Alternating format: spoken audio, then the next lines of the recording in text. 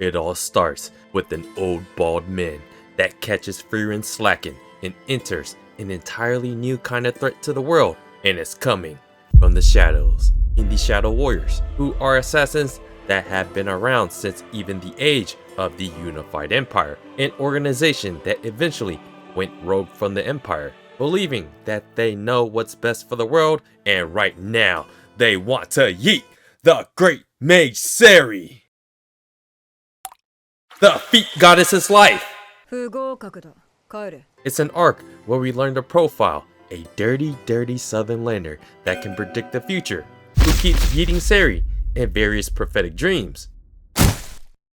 These traitorous Shadow Warriors act with full authority without even the Emperor's approval to do whatever they think is right for the world. Just like what Ubel points out, they act in a way that they deem is best for the Empire, by their own righteous indignation, because magic yeets everyone, and they are dead set on eliminating it. What humans think is generally moral is actually a lot more subjective and preference based than we think. Would yeeting everyone that you deem bad save the world by removing the magic of mass yeeting that has plagued the southern lands save the world from chaos? Who is going to yeet the living grimoire? Commander Lowe of the Shadow Warriors, or is it Captain Frase of the Magic Special Forces? Find out after the Frieren manga decides to come back from its long hiatus, where Yamada Kanehito and Abe Tsukasa deliver another updated script for the Foundation Festival arc. And what Siri finds out is appalling. It says, apparently they're still undecided. This arc attacks the ideas of the inspiration of legacies down the line, how the future is always in the hands of the next generation. It is the warped ideals of Himmel the Hero that inspires those to be heroes, and Flamme, who wants to gift the beauty of magic to the entire world. The inspiration is the same, but how they go about it is something entirely different than what their predecessors would have wanted. Yet, there are some immortal-like beings and elves like Frieren and Siri that live through that entire legacy. This is an arc that hopes to show the bad, the good, and everything in the middle that can go wrong. When time moves on and everything that you used to know, people are starting to forget. Starting off in chapter 124, the Shadow Warriors are introduced with an old bald man with superior grown man strength that no one could have guessed how much of a cold-blooded killer he was, except Frieren. After a feel-good ending to the Goddess Monument arc with a flashback time-traveling adventure with the hero's party. Birthday hamburgers times 2. Morale is absolutely sky high right now. This old guy pulls up a list with Frieren's face on it, and just like that, Beyond Journeysend just almost became Beyond the Oreo. After making Stark his light work and pinning Frieren on the ground, Fern ends up saving the day because plot armor and Frieren is an unlimited cash cow. Rattle explains the existence of Shadow Warriors and just how deep the rabbit hole goes in their purpose to fulfill their duties to yeet each and every single person on their list. Raised and bred to literally yeet, deemed by their commander a benefit to the Empire. To do so even if they were contributors to the Empire's success. Rattle and his Shadow Warrior crew assumed an entirely new identity to protect the only pathway, scratch that, 2 roads now, that leads to the Imperial capital in this small village.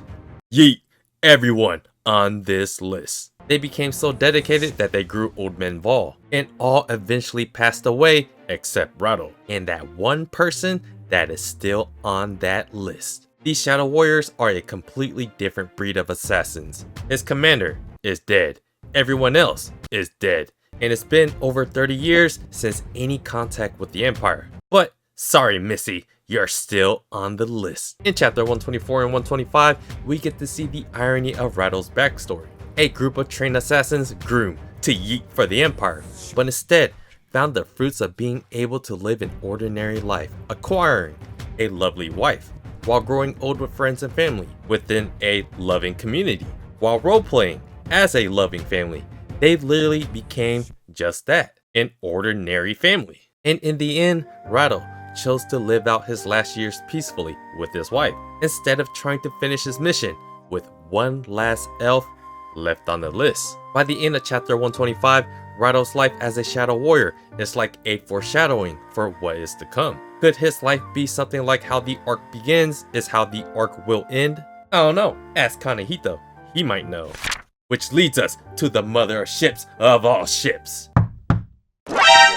Ubel has come to recruit Megane in his village, but Megane is having none of that. Okay, he lets her in. She starts to psychoanalyze him for the fact he did the entire first class mage exam with just clones. Are you afraid to show your real self in front of people? Are you threatened by other talented mages? You're either a coward, someone with bad taste, or both. Did you enjoy watching those dangerous caged beasts while you were in a safe place? Guys like straightforwardness, Ubel. So here's some sugar, and he's going to get some cookies, and he's totally not trying to run away, except he is, because no one wants to be with a maniac like her. And just like that, with a briefcase in hand, he's out this beat.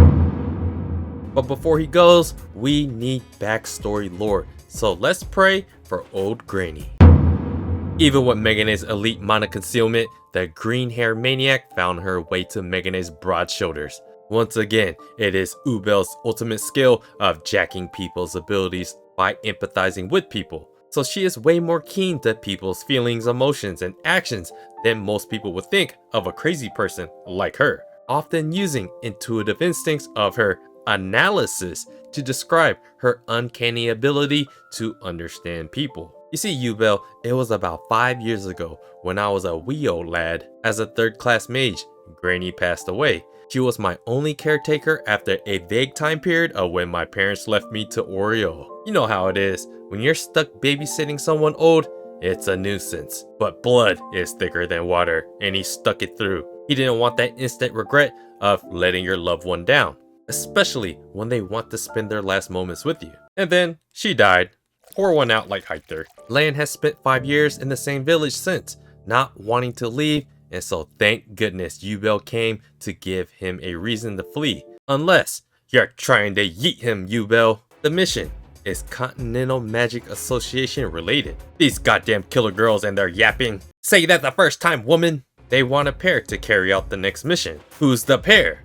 You and me, Megane. Siri pretty much told Ubel to not force him and implied that he didn't actually have to come if he didn't want to. This panel gives us a different perspective if you already know about Siri's prophetic dream, but that's for an entirely new video, as our expectations and imagination of these two are set to new heights. Megane says the quiet part out loud once again. You just want me for my body. I mean magic. This here continues the speculation on whether or not Ubel has actually empathized with Land. He continues on that he's been waiting for a catalyst to get him out of his village, and Ubel takes it as, are you hitting on me? I mean, she's not completely wrong on how that can come off as, I want you to flirt with me more. Megane doesn't deny the flirt and tells her to tell him about the mission first. Thus, the continuance of a ship that's way more fascinating than Fern and Stark's. And speaking of them, sorry Frieren, but you work for us now, even though Siri banned your butt from the Continental Magic Association headquarters in the holy city of Straw. Since it's pretty much like we got 5 first class mages on this mission, and whatever comes along with Fern. So that means you, Frieren. Imagine being Frieren and minding your own business, just for the person that doesn't even like you, being forced to help her. Falchion since explains who the 5 first class mages are that are in the imperial capital of Eisenberg, in which the Empire is celebrating for the National Foundation Festival. In 3 years, 9 miles southwest of South City. Sorry, wrong anime. On the final day, 3 days from now, a large ball will be held at the palace, where the leading figures from the imperial territories in the northern lands will gather. The great mage Siri was invited as the representative of the Continental Magic Association. That's right, Frieren, you better bodyguard your ass off for the great mage Siri. Ashi no Megami! 合格だ. The other first class mage, other than Ubel, Land, Falch, Sense, and Fern, will be linear, or lineal. To be fair to the Nihonjin, L's and R's are pretty much the same. Lineal is a first class mage who has been undercover in the Empire for over 15 years. She dropped the meanest nuke, that Siri is going to be yeeted at the ball. That's right, Fern. Is that even possible? Yes, just extremely challenging. Here it is, an important Frieren motif. Can you imagine beating Siri because Frieren can't? Because she reigns supreme over all the human mages of this era. Of this era is important wording because it will come up again. Frieren proceeds to explain the caveat that while she might be the strongest mage she knows, that is only between mages. We basically already had the first class mage exam that taught us that everyone has a weakness, including Frieren. But in terms of matchups between a warrior and a mage, warriors have an advantage in this respect. At about this distance, precisely. If Stark made a surprise attack against us at this range, we wouldn't be able to defend ourselves. We dead, yo. That's right, Fern. Hide. Because Stark can't deny that he could axe them from a short distance. Here is Stark, wearing his dents on his face. In close combat, mages are at a great disadvantage against warriors.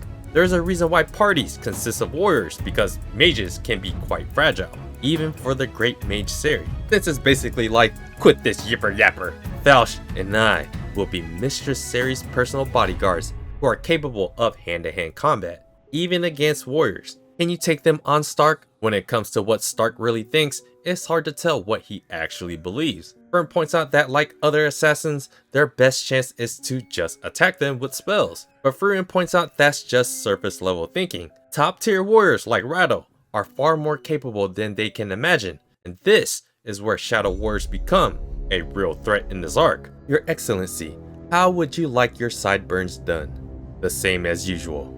Make them look unnatural. The introduction of the Shadow Warrior Commander is here. His face won't remain in the shadows of history, but it will be the last face the person on the list will see.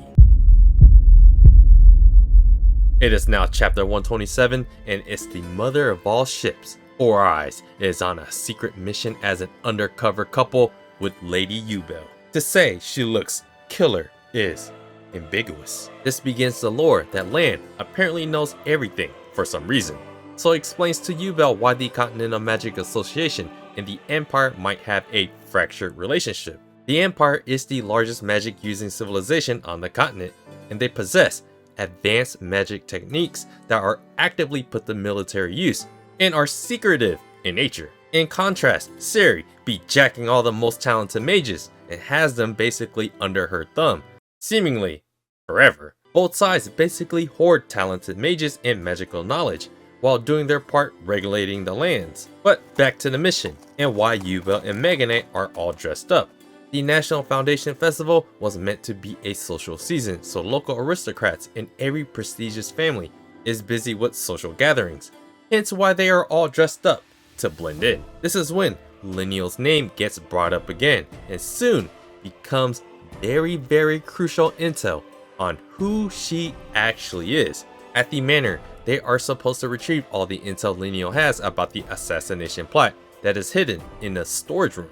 Given the indirect nature of this passing of crucial information, Meganite explains Lineal's position as an undercover first-class mage in the Empire. She has been undercover for over 15 years, and she is in a high enough position that grants her access to inside information. So she can't just be out in the open making contact with the Continental Magic Association like it's nothing. Remember the 15 years because it will give us a rough timeline about the Shadow Warriors. Ubel proceeds to bring up the most damning flashback of Lineal, whom she got to essentially meet with a back shot and a front shot of her. Every 3 years, Lineal reports into Siri, and after she delivers her report, she just chills in the garden and enjoys the butterflies. Ubel, out of all people, calls her weird, but we know damn well she's a weirdo too.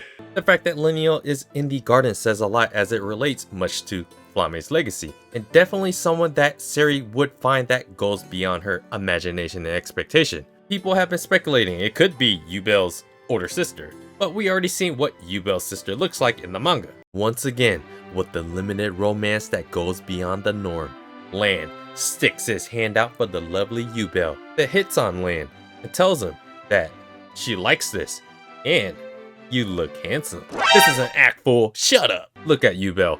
always ignoring Megane and trying to get physical with him. Just go with the flow, Megane. This seems a lot more natural. We're supposed to be married after all. Land pulls a maneuver by jacking a school badge of the Imperial Magic Academy. They eventually find the storage room and Megane throws the school badge right outside the room to pretend like they are just a young degenerate couple ready to pop more maniacs out in society. As the both of them dig around, put a hump in your back and say, hey, hey. Did you find it? No. But they found us. Megane senses the danger in the fact that he couldn't sense the footsteps soon enough. But Ubel is ready to throw hands. Land accidentally turns her on. Let's escape out of the window. They're quite strong. Quite strong, you say? Megane is perplexed at how happy she's getting and is just down to bail on her. But the two people approaching are much stronger than he anticipated, and so... Whoops, just a couple of degenerates. Megane recognizes that uniform, that it is the uniform of the Magic Special Forces. They are the unit that gets sent in to suppress a civil uprising. He concludes that that's a bit much for guarding VIPs. What do we do, Kanona? They're just a couple of rich, noble degenerates. No one's using that storage room anyways. For here on out, pay attention to everything Kanona says, does, and how she looks. Noi tells her that the two degens are actually mages, skilled ones at that. Both of them pull out their magical sticks, and then she notices the school badge, and that some of the guests are noble apprentices at the magic schools. That could easily explain who they are, and that's what they want them to think. Noi asks if they should just straight up ask them, but Kanone points out the worst case scenario, that they are just a couple of young degenerates. By embarrassing them of their degeneracy, they would have them working as a gatekeeper way up north in Caston, where they'll spend their days staring at an empty snowfield for the next 10 years. Back at the scene of the fake degens, Ubel begs Megane to let her go, but Land tells her to pipe down, that he just went with the flow. But we know how women are. Megane figures that authorities won't bother nobles unless they have some really good probable cause, but the Magic Special Forces are completely different, and they like fighting. Kanone notices that the pin is bent.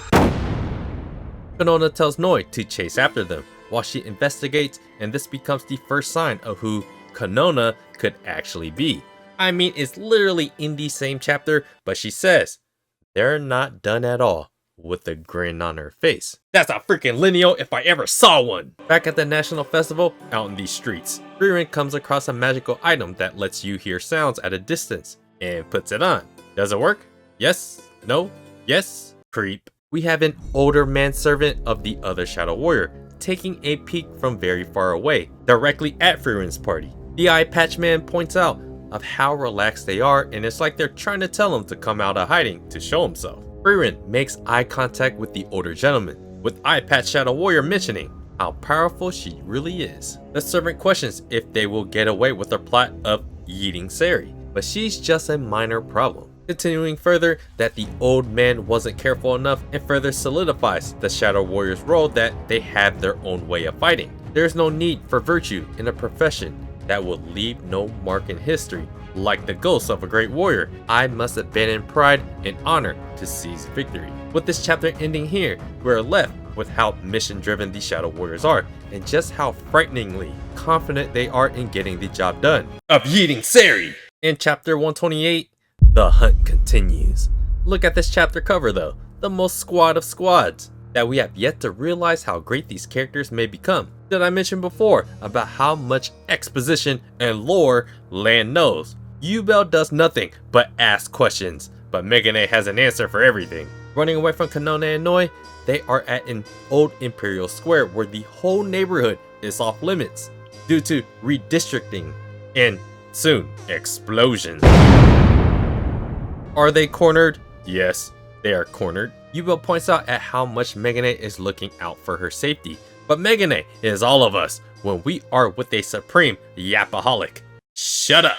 Ubel tries to plead her case that she's not from the Empire and doesn't know much about the Magic Special Forces. But apparently, Megane knows everything.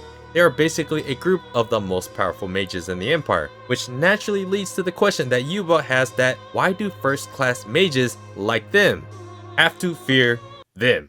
Ubel and Land are technically two of the most powerful mages in the Empire, or better yet, the entire continent. However, they are simply just mages. The Empire has always put magic to active military use. Their mages specialize in warfare, which naturally puts them at a disadvantage due to that experience. These are the kinds of mages that are capable of destroying an entire nation. Literally, Ubel points out that if they ever rebelled, that would cause tremendous chaos, which leads Megane to explain something that would have fan theories go wild. Go watch my videos on this. He explains that the Shadow Warriors in the Court of the Sacred Staff are rumored to be secret units, dedicated to countering mages, to prevent such rebellions. Yes, that is the same holy symbol that Frieren has. With the Shadow Warriors in the Court of the Sacred Staff being secret entities, the magic special forces are in charge of counterinsurgency as the public faces. Enemies always have mages on their side, so it makes sense to literally have one of their own to combat similar enemies. Whether it's internal strife or wars, whether the targets are human or demon, this is what the magic special forces do. They specialize in hunting mages just like them. Yes, Ubel, you are the prey. This dude Land just explained the entire magic special forces, lineal, the Court of the Sacred Staff, and now proceeds to tease us a backstory of why he has this complicated relationship with the Empire, with his grandmother standing there with a crying toddler Megane. And who is that person that seems like she is terrorizing them? Soon, we'll know. This dude literally dropped a building on Land. No mercy, and here we have it. Lowe versus Ubel, with building debris just flying all over the place. Megane, are you alive? In this fight, we start to learn about the abilities of the magic special forces. Mana-driven telekinesis, it's a standard attack that uses mass. Lowe used this ability on such a massive scale and was so fast that even Megane couldn't react before it was way too late. Ubel also struggled detecting the attack before it was too late, so it's not something so simply done. Lowe points out, no mercy, huh? You got the wrong idea about me. He tried to give them hints about surrendering with mana signals, but Megane left her in the dark, which leads Lowe to realize that Ubel isn't from the Empire. And here's a classic line, surrender or I will use force to bring it down. But are you okay, Megane? Did he run? We got some clink clank action because I don't think surrendering is even a part of her vernacular. Without Megane putting the reins on Ubel, it's all action time. Lowe isn't exactly used to someone just downright fighting back, so someone this bloodthirsty must be stopped. All the mana telekinesis, dropping building debris on her, is throwing her off. He is able to somehow manipulate how his mana appears versus how it is actually being applied. So essentially, Ubel is forced to fight using her eyes rather than use her mana detection, as she can't identify his magic specialty. Dodging and dodging, she realizes it might take her too long to find out how his powers work. So it's time for Sword and Nail. Alright, Lowe basically found out how it works, and he can still somehow counter it using magic. Ubel tries it one more again, but it's already too late with the buzzing sounds of insects. Ubel goes blind. She can't see or detect mana. Lowe reckons the four-eyed one is still lurking somewhere, but Ubel is insistent that he already ran away, scared, and even ironically questions Lowe with the, what kind of awful things have you done to people? He ain't convinced that the four-eyed one just tuck-tailed and ran away, in which Ubel finally acknowledges that he probably hasn't. And surprise attack! She insults Megane like a lover's quarrel. Megane is timid, he's a jerk, but he actually hates abandoning people. Using her elite genius intuition, she was able to stalemate Lowe, at least on the surface. You really are twisted, Megane. What a creep. Ubel's convinced that Megane can just yeet Lowe, but Lowe has to play villain to threaten to yeet the girl that Ubel should have. It's either Land makes a calculated risk to subdue Lowe and save Ubel's life, or Ubel just dies. Making the safer decision, Megane just gives up. Weg of the magic special forces comes up to cuff them. Given all the destruction and chaos caused, Kanona, would totally be upset. This panel kind of caused some confusion early on. Lowe refers to Kanona as a he, when he is actually a she. Kanona is referred to here as a commander, but later on she is actually a vice captain. There are some questionable translation issues here, but it's not like I've seen the Japanese version. Lowe points out how impressive Ubel's skills were at cutting. It's kind of what she does naturally. Not a scratch on the street lamps. He questions if Wei can even cut through solid rock. I mean, this isn't totally some foreshadowing down the line dealio. In the carriage, Ubel and Land are all tied up with special ropes, and the carriage itself is made of steel. Here, Megane seems to already be plotting their escape by mentioning specifically about the carriage being made of steel and the rope. But Ubel is still blind. He questions why she doesn't notice that it's a rope, because she can feel it. But Ubel forgets that she can use that sense of touch. This makes her feel intimate with poor Megane, that he really does care for her. The reason why Land took forever to get involved in the fight was that it takes him a long time to create clones, especially being surprised by a giant building. Out of nowhere, Ubel is mad that Megane didn't catch a body. Shoot her, shoot buddy. Megane responds defiantly that you are about to be bodied, buddy. Continuing further about Ubel's sporadic and risky character flaws, that she would be okay with sacrificing her own life just to take another. Whether it's your life or someone else's, it doesn't matter to her. He just doesn't get why she treats life so lightly. If Ubel didn't fight, then they still would have had a shot to escape. In which Ubel feels the love and care from Megane once more, that you don't want me to die after all, do you? That's right, Megane. Shooter should shoot. With the end of chapter 128, there is a ton of lore presented. The ability of the Magic Special Force member, Kanona, being lineal is already being hinted at, and tons of more Ubel and Land action. Chapter 129 starts off exactly where it just left off. Land and Ubel were supposed to return with Lineal's intel, but haven't. Fausch points out there was a fight at the old Imperial Square, where the Magic Special Forces had to intervene. Since it's like, What the hell are they doing at the Imperial Square? Lineal's earlier report never mentioned that the Magic Special Forces were going to be where Ubel and Land was supposed to be, and that the Magic Special Forces usually handle border security. This becomes the first little nugget about the Empire's decline. They shouldn't have had the resources to spare for a national holiday like the Foundation Day Festival, so the Magic Special Forces shouldn't have been able to act. While Sense and Fausch theorize what could be going on behind the scenes with Lineal, Sense simply wants to just go bail out Ubel and Land out of custody. This becomes another hint that Sense has already head-butted with the Magic Special Forces, as they know her face and resent her. Sense stands by her way of life that she has never yeeted a single person before, unlike them, which turns the conversation back to Lineal. She is a mover and shaker in the Empire, that she would probably take matters into her own hands. They should just lay low while Lineal privately.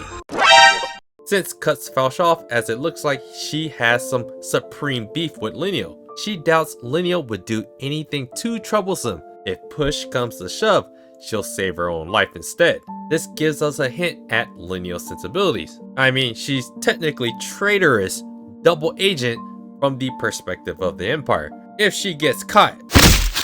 However, their little beef here seems to need more context that has a chance of coming up later on. For some reason, they are still beefing, and the next time she sees her, she's gonna catch these strands of hair.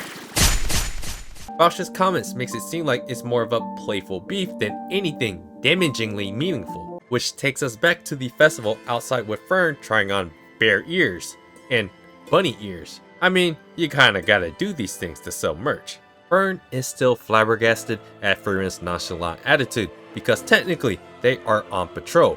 But that's the point!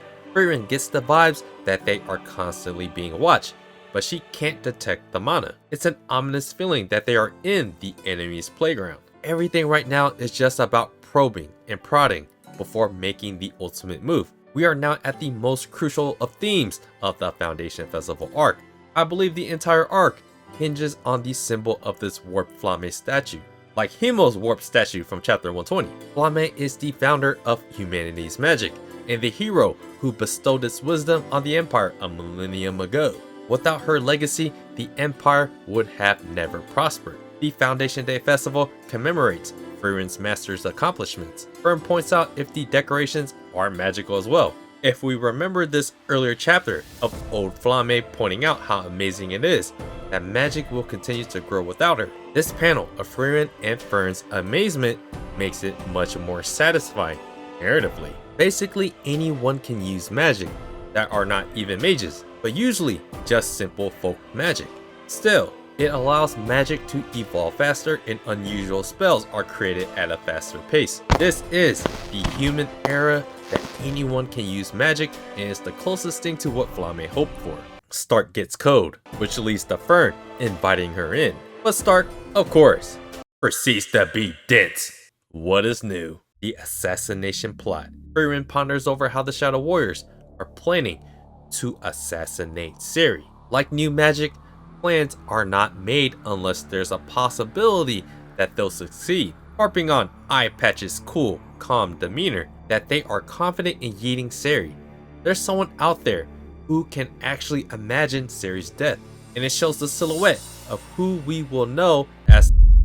Frieren can only ponder over how much force and power they possess to even be able to process the possibility of yeeting Siri, in which this hints at the possibility that maybe the Empire magic civilization itself wants Siri dead. With a sad but eventual proud look on her face, Frieren talks about how much everything has changed since Flamme passed away. Her statues changed, people are counterfeiting her grimoires, and people even refer to Flamme as just a fairy tale.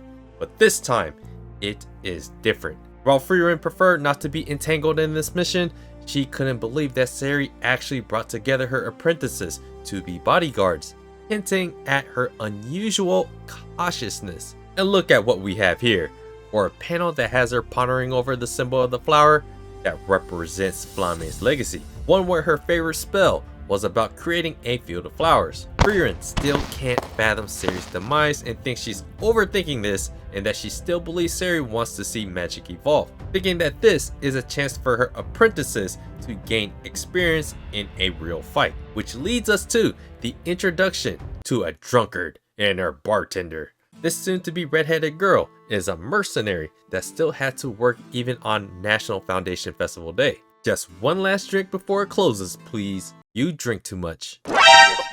What's a goddess got on alcoholics? Money. As long as you can pay, alcoholism wins. And here we are, the super secret mission. I need directions, but come closer. I promise I'm not a creepy noble. You know, it might not be the best idea to drop off assassination directions to a drunk and to burn it. And stop drinking so damn much or you can't swing your clink clanks properly. You guys know how addictions work.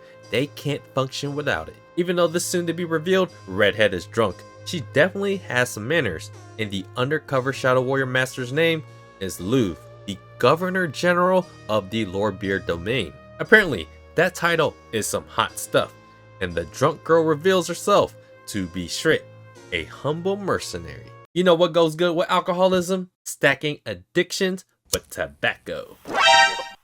Turns out the barkeep is a shadow warrior named Wolf. Bro thinks he's rusty, but Shrit reveals this dude's body count is higher than everyone else's.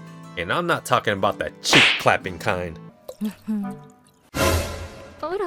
Up next, one by one, is all the shadow warriors will come to know.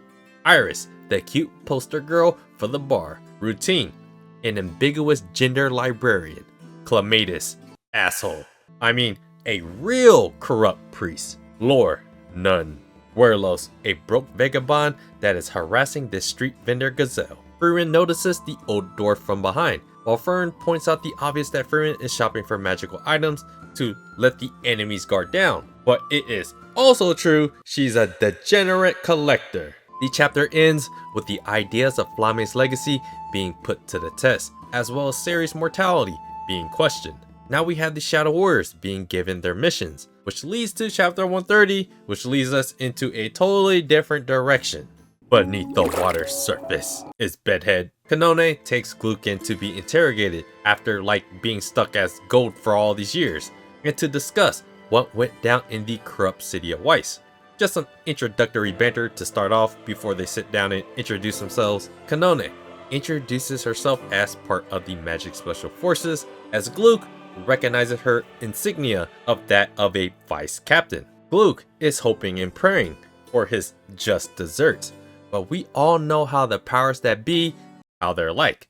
Just lie and say the demon deceived me. The Emperor apparently wants to keep Gluke around because he's actually better for the people, and so publicly actually saying that you are conspiring with demons would lead to a severe sentence. Gluke is totally down to get yeeted like all the other corrupt nobles did in the city of Weiss. But once again, he fought corruption with corruption and helped cleanse the fortress city of Weiss due to his leadership. But we do know he did a lot of bad things as well, so he wants to be executed for it. Screw all the lying, he just straight up admits it was Mach and himself that led to the city of Weiss turning into gold.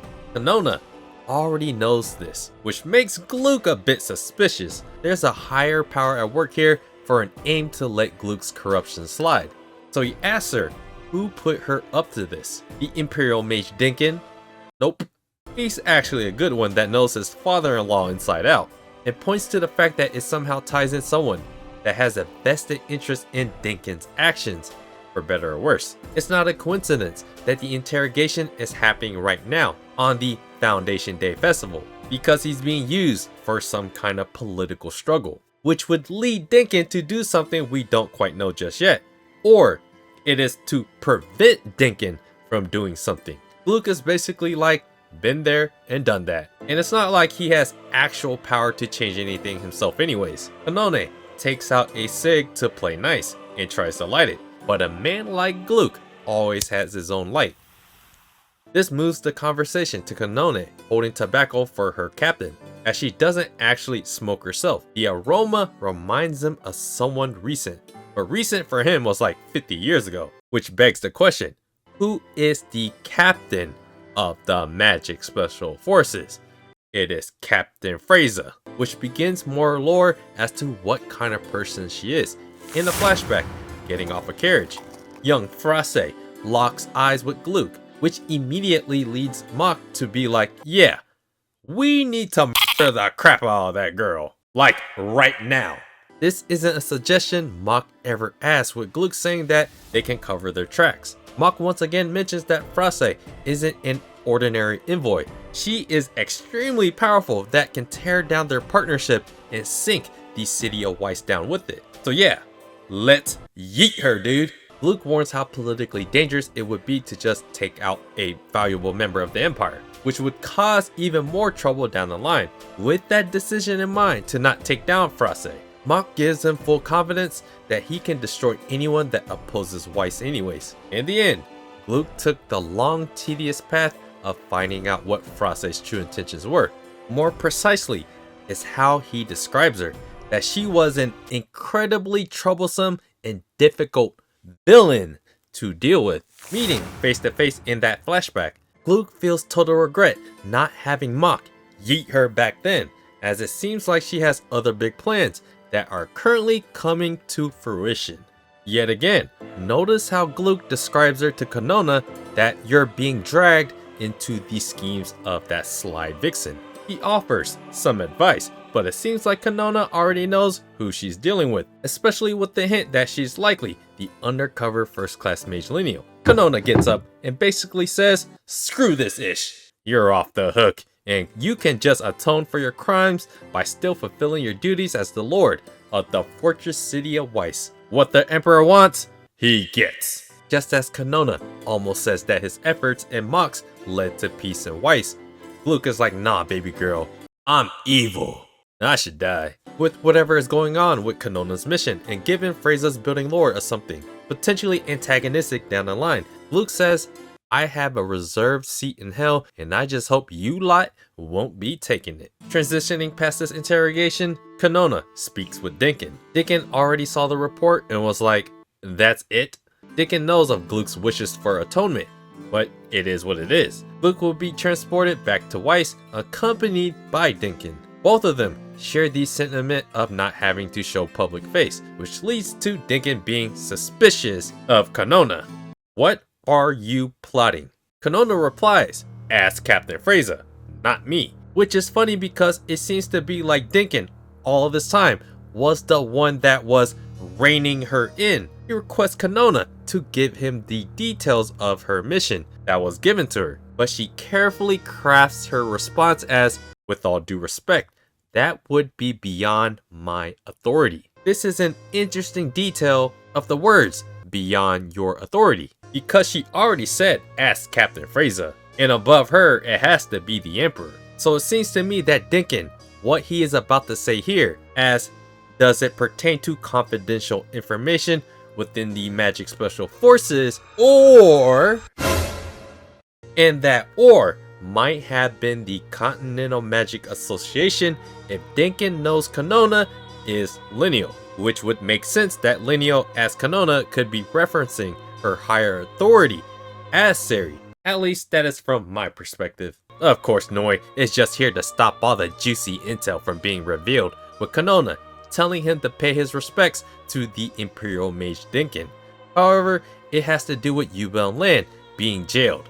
Given Kanona's reaction, and if you accept her as lineal, that is muddy waters because they got to get that Shadow Warriors intel to sense as soon as possible. If these were just random mages that they caught, I don't think she would feel that this situation would be this urgent. As she leaves, she warns Dinkin about Gluke's welfare, which is another interesting last line to give. It becomes very telling that Dinkin utters both the Empire and the Continental Magic Association, that they're kinda just doing whatever they want without telling him first. Considering his position as being a bridge to both sides, and that they are technically not really friendly to each other, Dinkin is an odd man out for security purposes. To Dinkin's credit, it seems like he has his own mysterious plans, as he mentions laying the groundwork for something and that he can come back home soon. Home likely meaning back to the Empire after he goes back to Weiss. And here we have comedic relief. It's a new day to look for magical items and patrolling, I guess. Who can actually believe this sleepy brain is awake before more mature Fern? She's dressed to impress, but hasn't eaten anything just yet. With this cute scene, it's almost like a couple of parents pampering their daughter Frieren. And look at who else just woke up from the worst case of a bad hair day. Linda. This is a big deal since Frieren is wide awake and ready to splurge on random collectible magical items. Is it impressive? Actually, it is. In this chapter, we got to see Captain Frase lore as a potential antagonist. Somehow Dinkin is involved between the struggles of the Continental Magic Association and the Empire, and more evidence just keeps pointing to Kanona being lineal with Dinkin in the know as such. Back to our favorite ship, the jailbirds, Ubel Megane, sitting in a steel carriage, KISS.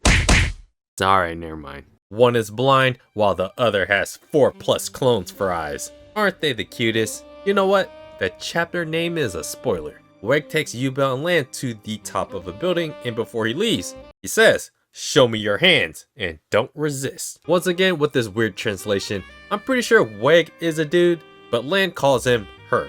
The translator must be some supreme progressive or something. Ubel isn't in a position to resist anyways. Now, she ponders over her situation and how Noi defeated her. She is still blind, can't detect magic, yet her mental defenses have not been penetrated. In a weird way, her eyes function fine, except the vision part. It has more to do with her mana control within her body, which has been disrupted. Basically, whatever spell Noi used, it's limiting her senses, similar to his material manipulation telekinesis. The spell he uses to Ubel seems very basic. With her pondering more and more about how it works, she feels like she could just leave it to Megane to figure it out. But flashing back to that fight when she used Sorganel, maybe the often touted intuitive genius Ubel has actually figured it out, that it may not be that complicated, which snaps to Megane's inner dialogue that he can't use magic, and it's likely due to the rope. Thinking of a way to escape, and even if Ubel could cut the rope, she might not even be able to use Real Sidon to get them out. However, he relates the rope as it relates to Ubel's fight against Sense's clone Spiegel back in the first class mage exam. since his hair consists of multiple layers of defensive techniques, yet she was able to cut through it, like it was actually hair.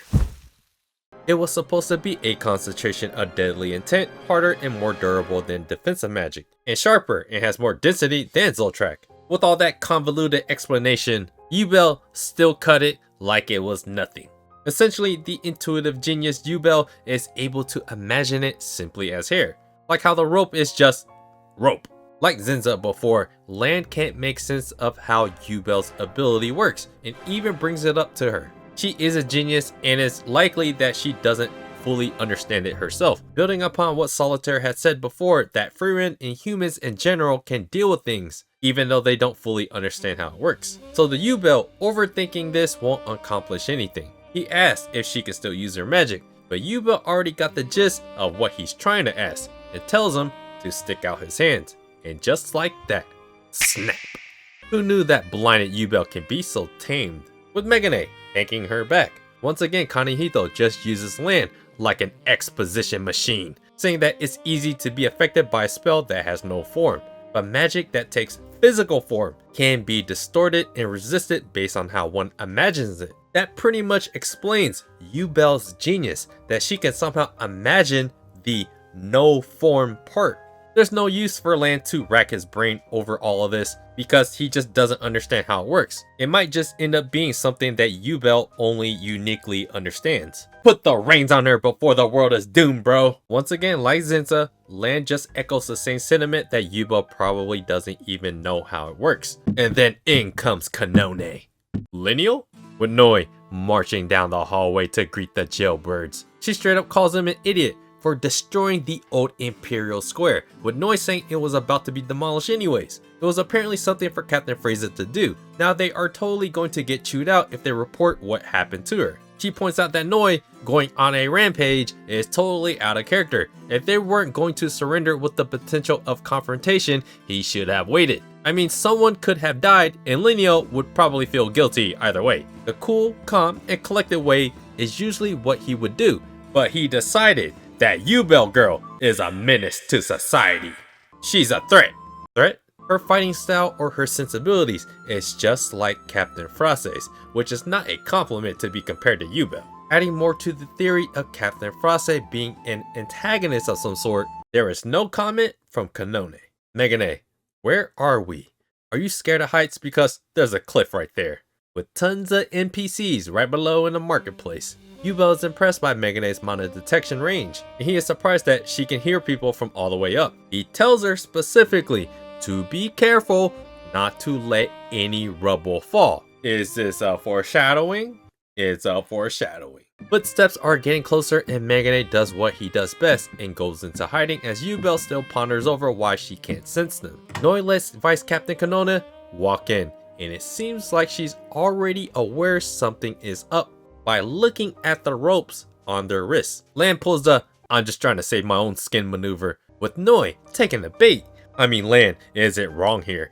Ubel does threaten him a lot by stalking him. Yet again, Noi is a bit too naive here. As he gets closer to Four Eyes, he realizes he blew it. Kanone knew right when she walked in. This one's a clone. Noi tries to figure out when it all went wrong and goes out to look for him. This leaves Kanone, Lineal, with Ubel and Megane. Kanone seems to be aware of Ubel, what she can do to the rope. And that's when, with Land jumping down, she acknowledges his deceptive tactics, with Land telling her not to move, but Kanone, Lineal, takes issue with this approach, hearkening what Fauch said earlier that Lineal would take care of it. Listen carefully to what Kanone says. Even if I did allow you to escape, I'd have to tell the higher-ups that I fought with every ounce of my strength. If I get taken hostage and get away, I'll be charged with dereliction of duty and marked for elimination. Do you understand now that it's come to this? I have no choice but to fight to the death. It seems like Kanone is trying to give them an out to escape, as she goes on that we should avoid complicating things for the both of us. Drop your spear and then how about this? We are all Team Kanone here. What are you doing, you monster? I guess the foreshadowing is shadowing now. There's a market below, so you better take care of all the rubble before all the innocent NPCs start dying off. If you're worried about dereliction of duty, you can just say that you prioritize saving lives. Funny thing here is that Ubel met Lineal before, but here she is blind and she can't sense mana, leaving it a mystery as to confirming Lineal's true identity. Kanona responds, "Good idea, that's what I'll do, yes scum. Get out of here." What's actually pretty incredible is that Kanona can manipulate all that in the background as Ubel and Megane fly off. He points out that he doesn't like doing things that way, and Ubel of all people agrees and tells him that she'll be more careful next time. I guess that's the empathetic and humanizing side of Ubel. Wig pops out of nowhere that he'll go after them, but Kanone stops him that it might cause more chaos chasing after them. She even tells Noi to stop looking for them. It's almost like she's letting them go. Interesting here is if you accept Kanona as Lineal, that she will let them go and let them divulge all the info they want so they can deal with them all later in one go. This chapter basically made us start to think about how Ubel's powers work, how the magic special forces spells work, and more action and dialogue from Kanona that would be a match if she was Lineal. It's chapter 132, and we are in another round of Frieren and crew patrolling the marketplace. Shopping for cool magical items, Frieren remembered before the dwarf that was talking to the street vendor, but at the same time was interested in some items. She asked Stark specifically to go with her as she picked up a vase looking thing that's supposed to be from the Unified Empire era. There is a bit of haggling with Stark as a distraction. Gazelle sticks out his hand, and just like what she noticed about Rattle's hands before, that is another warrior's hand. She drops 4 magical silver coins into his hands as they make a deal. Because of the haggling, Frieren feels so proud of herself that she got a deal done. Except, it's a figgity fake. It's total junk. While Frieren cries tears of anger, Dinkin comes across the ambiguous gender of Routine, the librarian. He returns the book after only recently renting it. Noting that he's going back to his hometown, Routine hints at the fact that he is from Weiss, but Dinkin never told her so. She tries to cover it up, that she must have overheard it somewhere before, and apologizes if it made him feel uncomfortable about those personal details. But he doesn't care. Except this interaction seems a lot more valuable than what it appears on the surface. Dinkin pulls a Mr. Zyla curse reverse of words back onto Routine, mentioning that he overheard Routine is from Lord Beer, the same place Lowe is Governor General of. Also that she went on some kind of rampage in the north, and that she's into fortune telling. There are some key details here that may or may not be relevant down the line. It could just be a red herring. He asks if her fortune says anything about the future this morning. It was supposed to be an ordinary day, but the fortune was wrong this time. As Dinkin makes his way out, he runs into none other than Zinza, who heard that he's going back to Weiss and asks something very crucial before he leaves the Imperial capital. Are you trying to yeet the big goddess? A plot to yeet Siri. He knows nothing of it. That's totally something someone will say that is plotting to yeet Siri. Truthfully, Dinkin is stuck between being in both the Empire as a pivotal figure and a first-class mage in the Continental Magic Association. While he does serve to be a peaceful link between the two, a bridge, it also means no one's gonna tell him about any crucial plans or nefarious ones, which makes sense for his position that Captain Frase and potentially others have to manipulate his decision making from afar. He is completely indebted to the Continental Magic Association because, you know, character development was pretty peak. Sense starts to feel bad for downing Dinkin, but he completely understands what Sense's position entails, and if the shoe was on the other foot, he too would be asking, "Are you trying to yeet the feet goddess?"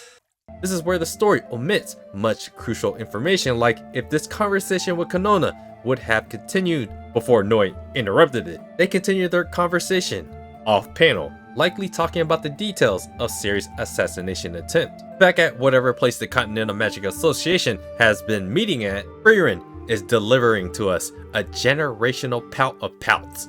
What's going on? A hefty 4 silver coin mistake for a fake whatever Unified Empire magical face she bought. Sense tries to cheer her up for Frieren to say, "Don't touch it. You have the stench of blood in your hair. Just from that statement alone, created a ton of fan theories of Sense backstabbing her elf mother. Basically, Sense has a "why you tripping" face on. Even though her hair is all crazy, she be drowning her hair with all the good smelly stuff. But Frieren ain't having none of that. Zinza is totally put off, as we have never seen the often stoic Frieren get this angry. Is it a foreshadowing or something?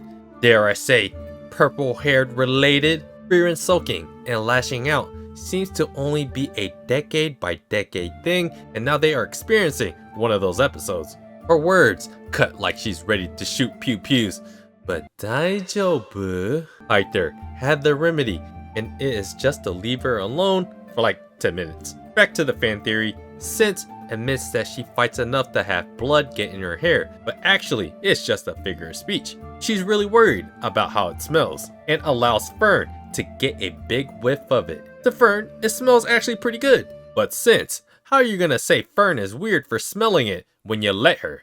After Frieren comes back to her Zinza, she tells Fern and Stark to go with her to return the fake face, which leads Sense to tell her that "you are on duty, Missy." Frieren denies being a part of this mission. I mean, Siri doesn't even like her and banned her from the Continental Magic Association headquarters, remember? Either way, Frieren still wants to check on something she likely did to those 4 silver coins when she bought that junk item. So with Fern and Stark, they go out to seek Gazelle. And now it begins. It's the squad of cold-blooded killers, with Shrit leading the meeting between all the Shadow Warriors, minus Commander Lowe, his servant, and other unidentified yeeters.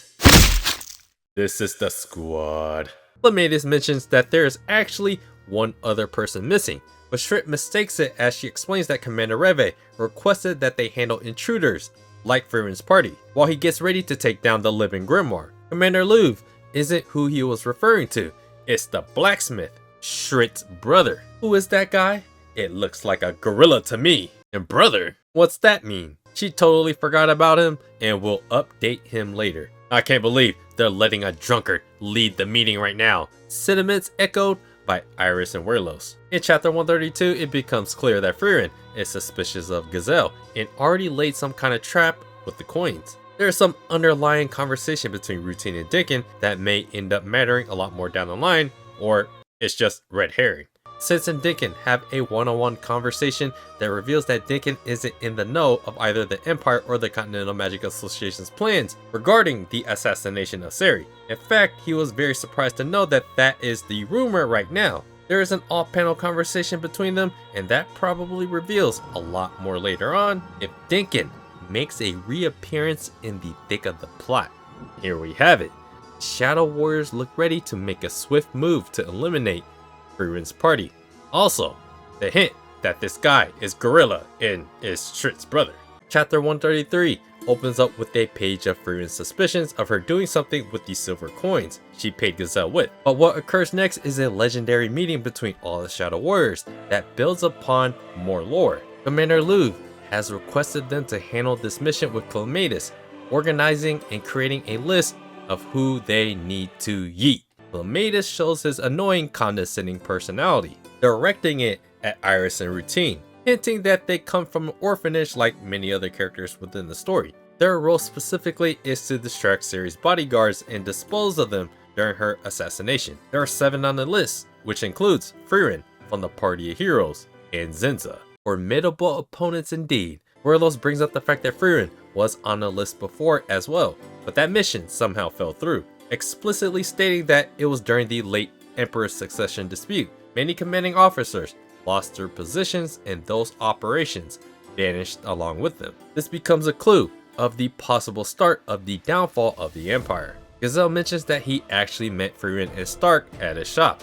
If he received the report before, he might have been executed for desertion in the face of the enemy. Iris points out if they look strong, with Gazelle grinning that he has no chance against Stark. He would need at least Wolf or Iris to stand a chance against him. Showing some optimism, Shrit points out that if one of them is you, then it will be a fair fight. Pay attention to Shrit's words of encouragement because it will start to reflect one of Frieren's core themes of believing in the impossible, and what she will soon give to Gazelle. Gazelle is quite skeptical of being able to take down the living grimoire Siri, but he's still willing to go to the afterlife for the mission, even though Siri has been around literally since mythical times. Can Reve actually take the great mage Siri?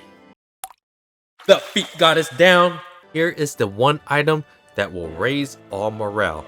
It is the holy symbol emblem, like the one that the court of the sacred staff has, along with Frieren's holy symbol.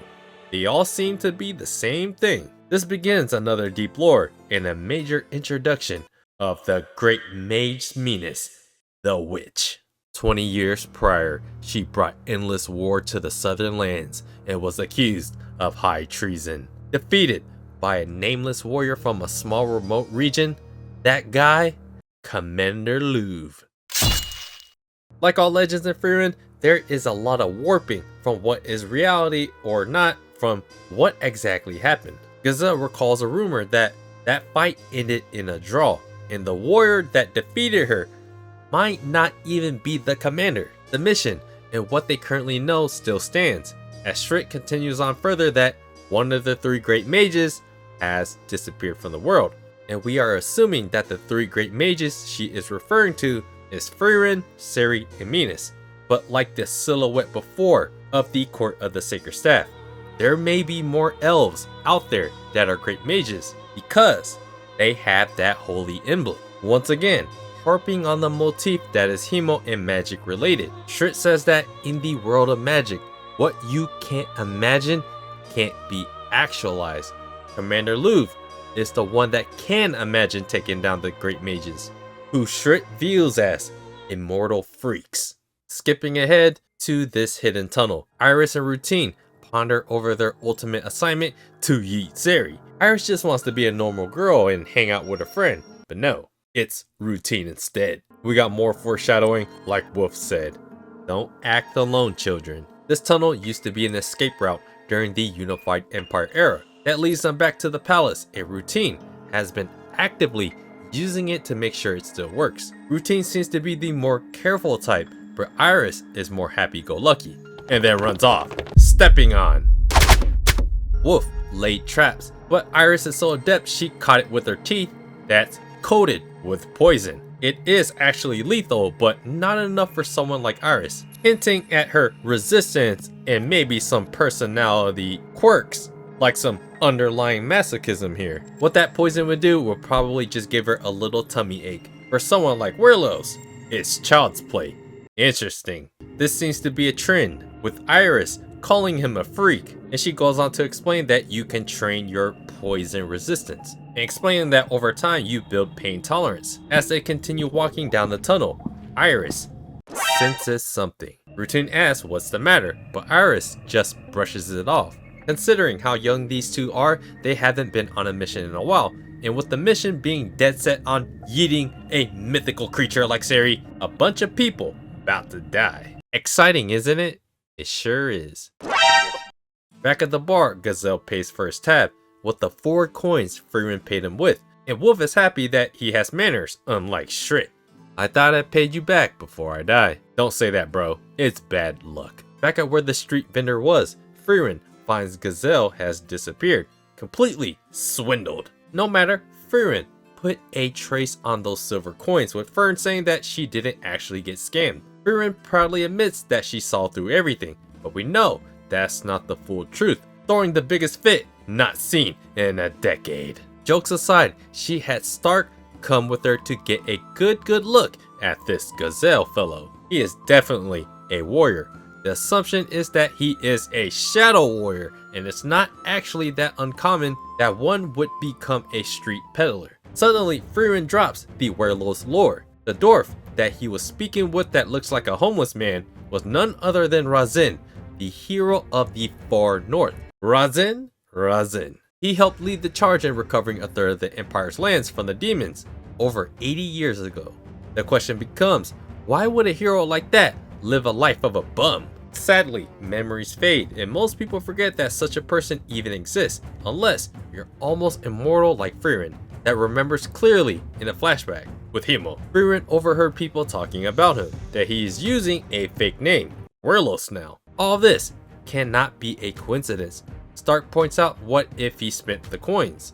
with Frieren saying that no one could spin that much so fast, and if he does, it might go to the persons he's working for. This is all circumstantial, but Stark has belief in her.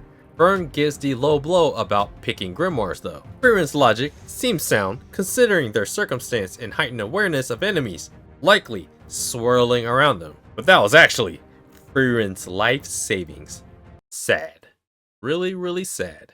Chapter 133 built upon more Shadow Warrior lore and how it somehow ties into the Great Mage Minas, which looks like she had the same holy symbol as Frieren in the Court of the Sacred Staff. There's an underground tunnel that Falsh is now aware of that the Shadow Warriors are confirmed to use, and Frieren found out a way to track down some of the Shadow Warriors. Chapter 134 begins with more Shadow Warrior insight. Werlos comes to beg for some change from Clatus, and he notices that Werlos is totally drenched. They end up walking down the hallway, with Werlos explaining that all this wetness came from him checking if the escape route of the unified empire still works, which he confirms. This is contrary to Iris and Routine's report that at the midway point there's nothing but snow melt. To a warrior like Werlos, swimming through it in the dark for 20 minutes straight is nothing to him. Yep, that means only he can use that escape route. Clatus quickly gets to the point of Werlos' usefulness as the biggest asset of being able to use that escape tunnel, to surprise the Continental Magic Association. It's clear Clatus sees people as pieces on a chessboard, dehumanizing people. He tells Lowe to bring in some hot tea, but Lowe's like, nah, she's gonna buy some wine for the ceremony, or the festival, with Clatus saying, you think I know where the tea is, woman? Clatus is clearly a jackass that rubs people the wrong way, with Werlos jokingly pointing it out. But back to the main discussion that Werlos seems to have some self-confidence issues, because he says that Clatus is the only one that thinks this highly of him. Remember that Werlos, as Razin, was once this almighty powerful hero. He quickly relinquishes any title of being the strongest to Commander Lowe, stating that he is far stronger than I am. Time will eventually kill your prime. Werlos is the type of person that is married to the game. He never actually wanted to retire, and he wishes that he was younger by 10 years. According to Clatus, he is still vastly stronger than most. So, where's the tea? It's in the cupboard because Werlos be sneaking in, jacking their stuff from time to time. The goddess would be angry, but Werlos' body count must be so massive that it doesn't matter. It was just a joke by Clatus, with Werlos pointing out why people hate him. Right outside the bar, we have that super drunk, with Lowe questioning if she had enough. Shrit starts talking to the alcohol like it was her boo. You can tell that to this guy. He just loves me too much. Wolf comes out of the bar to try to kick Shrit out. And like most drunks, you kinda just have to leave them alone after a point. Lowe came to that same bar to buy wine for the ceremony, but he points out that the wine here is all the cheap stuff. Gazelle is looking pretty toasted here. Material value is not important, only one's fate, says Father Clatus. Lowe says Clatus is good with his mouth, with Wolf mentioning he's just thrifty. For something like the Foundation Day ceremony, no cheap stuff, Wolf, but he claps back with, I thought material value didn't matter. Y'all crazy, we dying. Yes, that makes 2 drunk Shadow Warriors. Life is about those little everyday moments, Gazelle. It's kinda like living in the moment. Now that we know that the silver coins are worth way more, Wolf wants to return those silver coins back because he believes he's going to die. That's bad luck. In which Gazelle responds that was some easy money because you know scam. Those coins piques Lowe's interest. Those are straw silver coins on the Central Lands, made with the highest silver content. Tossing it over to Lowe, she catches it. There's mana in them. It is a tracking spell. Now, it's time to boogie. The caster is highly skilled, and silver covers up the mana, meaning that Lowe herself is very skilled. Wolf, Gazelle, it's time for battle. Frieren, what's the matter? They have traced it back to her. Chapter 134 establishes that one of the locations of a future battle will have to do with that unified empire escape tunnel that leads to the palace, with Werlos leading that surprise attack. We get an idea of everyone's personalities, which ultimately leads to Lowe mobilizing everyone to fight Frieren's party. Chapter 135 is where it all heats up tension, But before we do, it's the return of Gold TP Zine. It's such a massive welcome back moment that it starts off with some colored panels from this long awaited return of the Frieren party priest. Werlos finds an injured kitty cat with Clatus just being the worst, that it can't be saved, but he can offer a prayer. And so Werlos walks away with the assumption that the afterlife leads to nothing anyways, until Zine pulls up to ask about the cat. Chapter 135 Prelude. The full squad shall return soon. This is a feel-good moment for all Frieren fans right when the tension and plot thickens. Werlos claims that the cat is so old and that he tried to cross the busy street, but got crushed because of it. This is like an allegory used as a metaphor for Werlos' character, in which he just explained in the prior chapter that he is past his prime. This is a recurring theme for his character. Unlike Clatus, Zine heals the cat like it was nothing. Dude is just flabbergasted that Zine just did what he did for the cat with the cat quickly running away from him. He tries to repay him back with the homeless alcohol angle, but nah, never take alcohol from the homeless. But anyway, back to Zine's entire character arc. He is still looking for Guerrilla Warrior, with Werlos giving a blank stare. Never heard of him, but proceeds to tell him to go to a bar for info, and for Zine to follow him. I mean, this is totally not a setup to yeet Zine. Werlos questions why he is looking for him, with Zine retelling his whole motivation. Gorilla Dubs was his childhood best friend, and they promised to become adventurers together. Considering their childhood history, does Guerrilla Warrior even have a real name? Amusingly enough, Zine doesn't even remember his real name. Werlos has a hoot that someone would forget about their best friend's actual name. They eventually run into Shrit, who is drunk, right in front of the bar entrance. Gazelle, Wolf, and Lowe prepare for battle against Frieren, and Frieren, noticing that they found out about her trick, and then, hurry, run! Stark is hit, with Fern screaming out his name. Duck fool. We get around a Daijobu. but he is indeed Daijobu for now. Wolf is an archer and can't help but be impressed with Stark's reaction time from that far of distance, but notes that his talent is being wasted. Frieren figures out that the arrow came from all the way from the steeple, and is also impressed by that shot. This begins the character arc of Angry Fern. Bloodthirsty Fern, some might say. Like an angry gang member, she wants to retaliate. Unfortunately, mana detection doesn't work at those distances, and it's not a good idea to shoot blindly. It isn't entirely out of the question for someone of Fern's skill level, as she's done the shooting from very, very far away twice in the previous arcs. It's too risky, and they are probably already on the move, so Frieren forbids Fern's retaliation. The Shadow Warriors acted almost instantly once they traced the mana back to Frieren.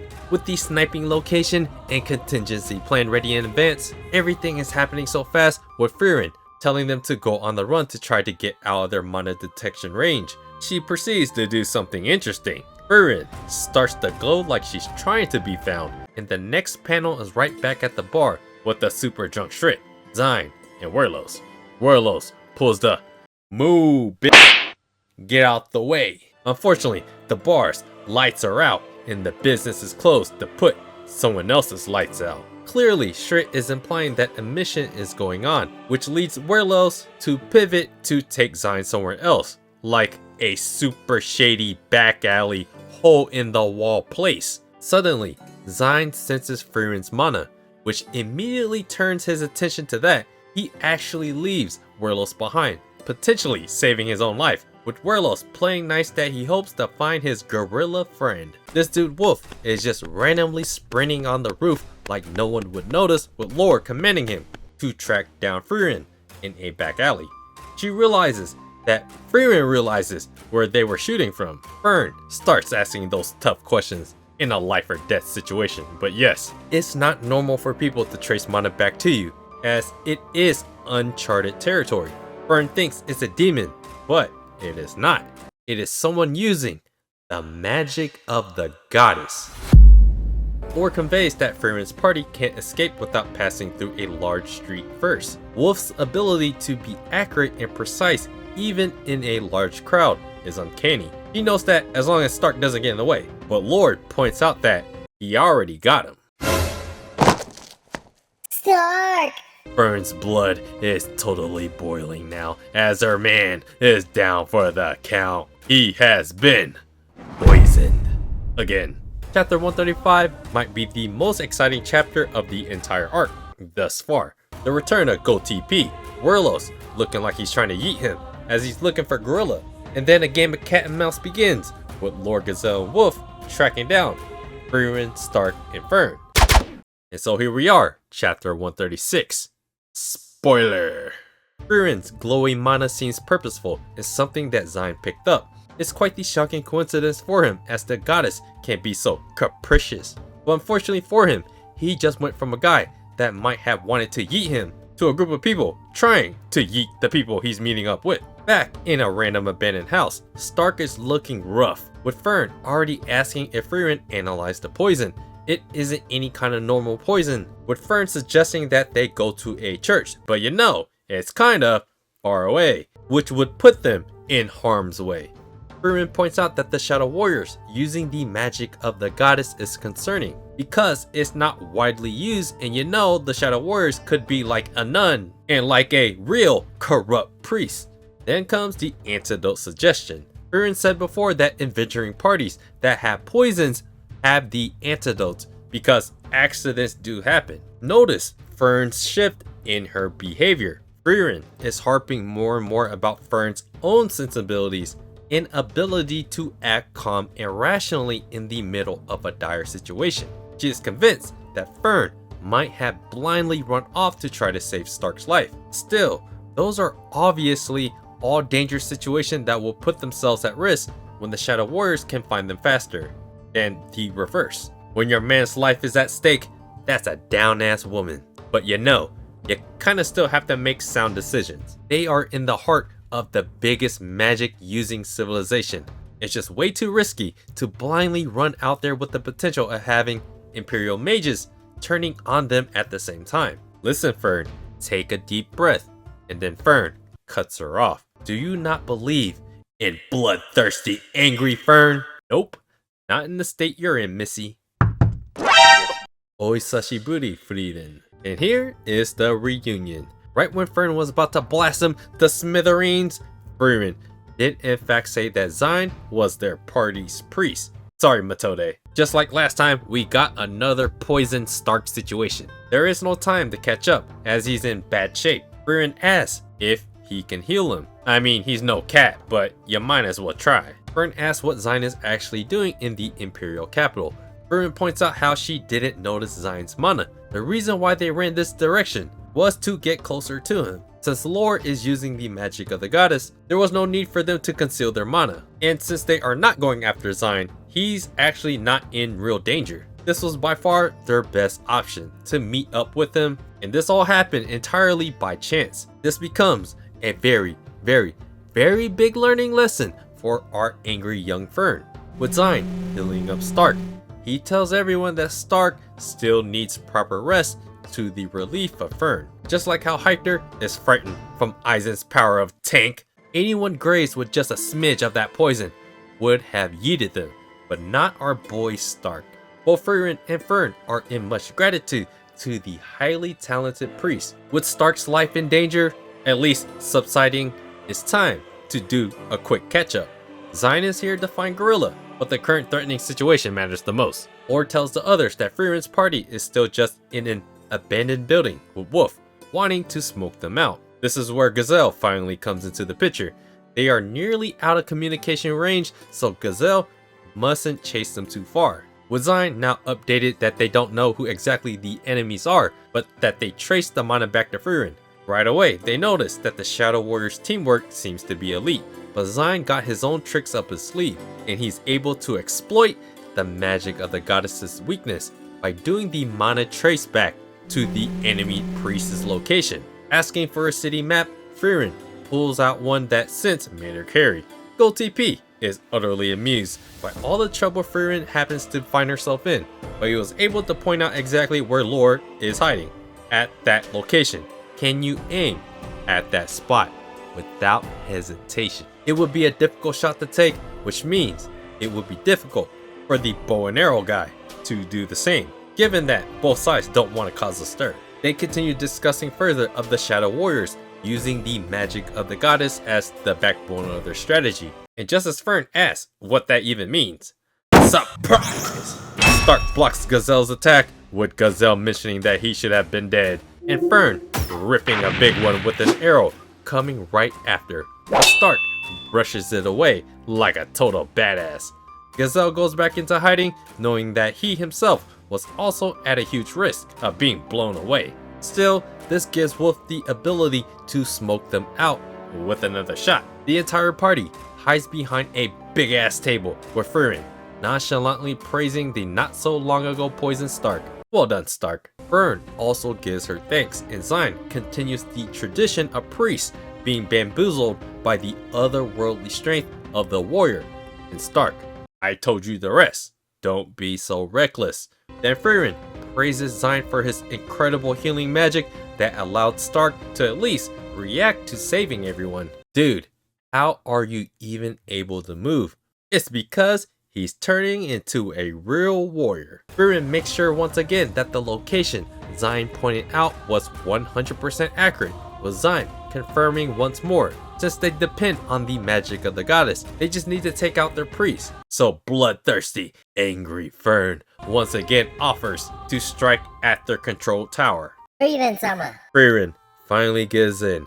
She believes in the angry, but can become calm Fern, that she can shoot from this distance just fine. So the biggest takeaway from chapter 136 is the reunion with Zion. The fact that Lowe can use the magic of the goddess, and that it does still have its own weakness. Then we have the most exciting adrenaline level of surprise with Gazelle's attack. Now we are at a near climactic end for this portion of the arc.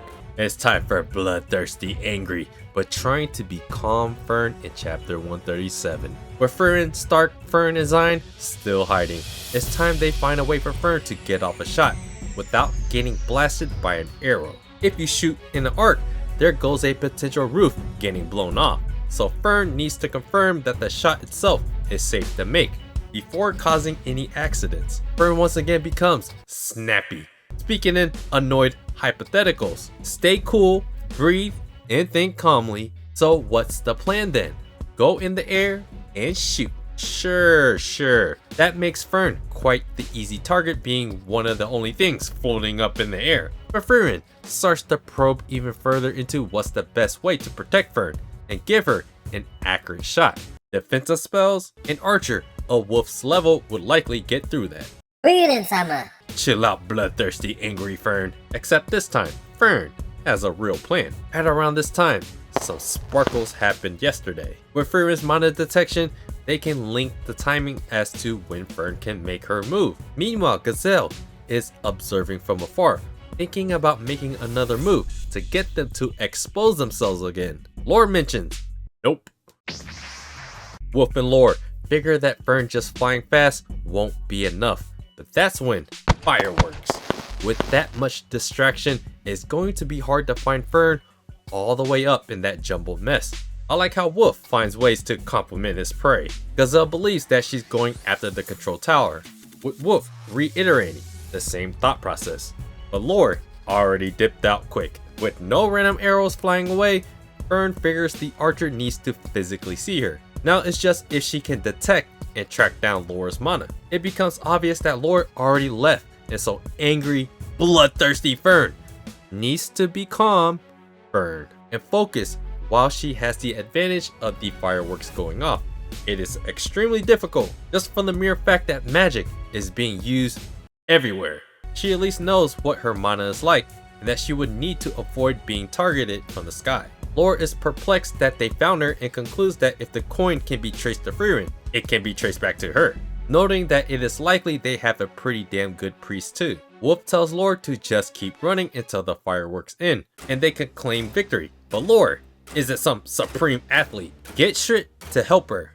Get Shrit to help her, you say? Shrit's entire role was to just drink excessively outside of a closed bar and throw up. Yep, she's an alcoholic, alright. That's in the middle of a mission.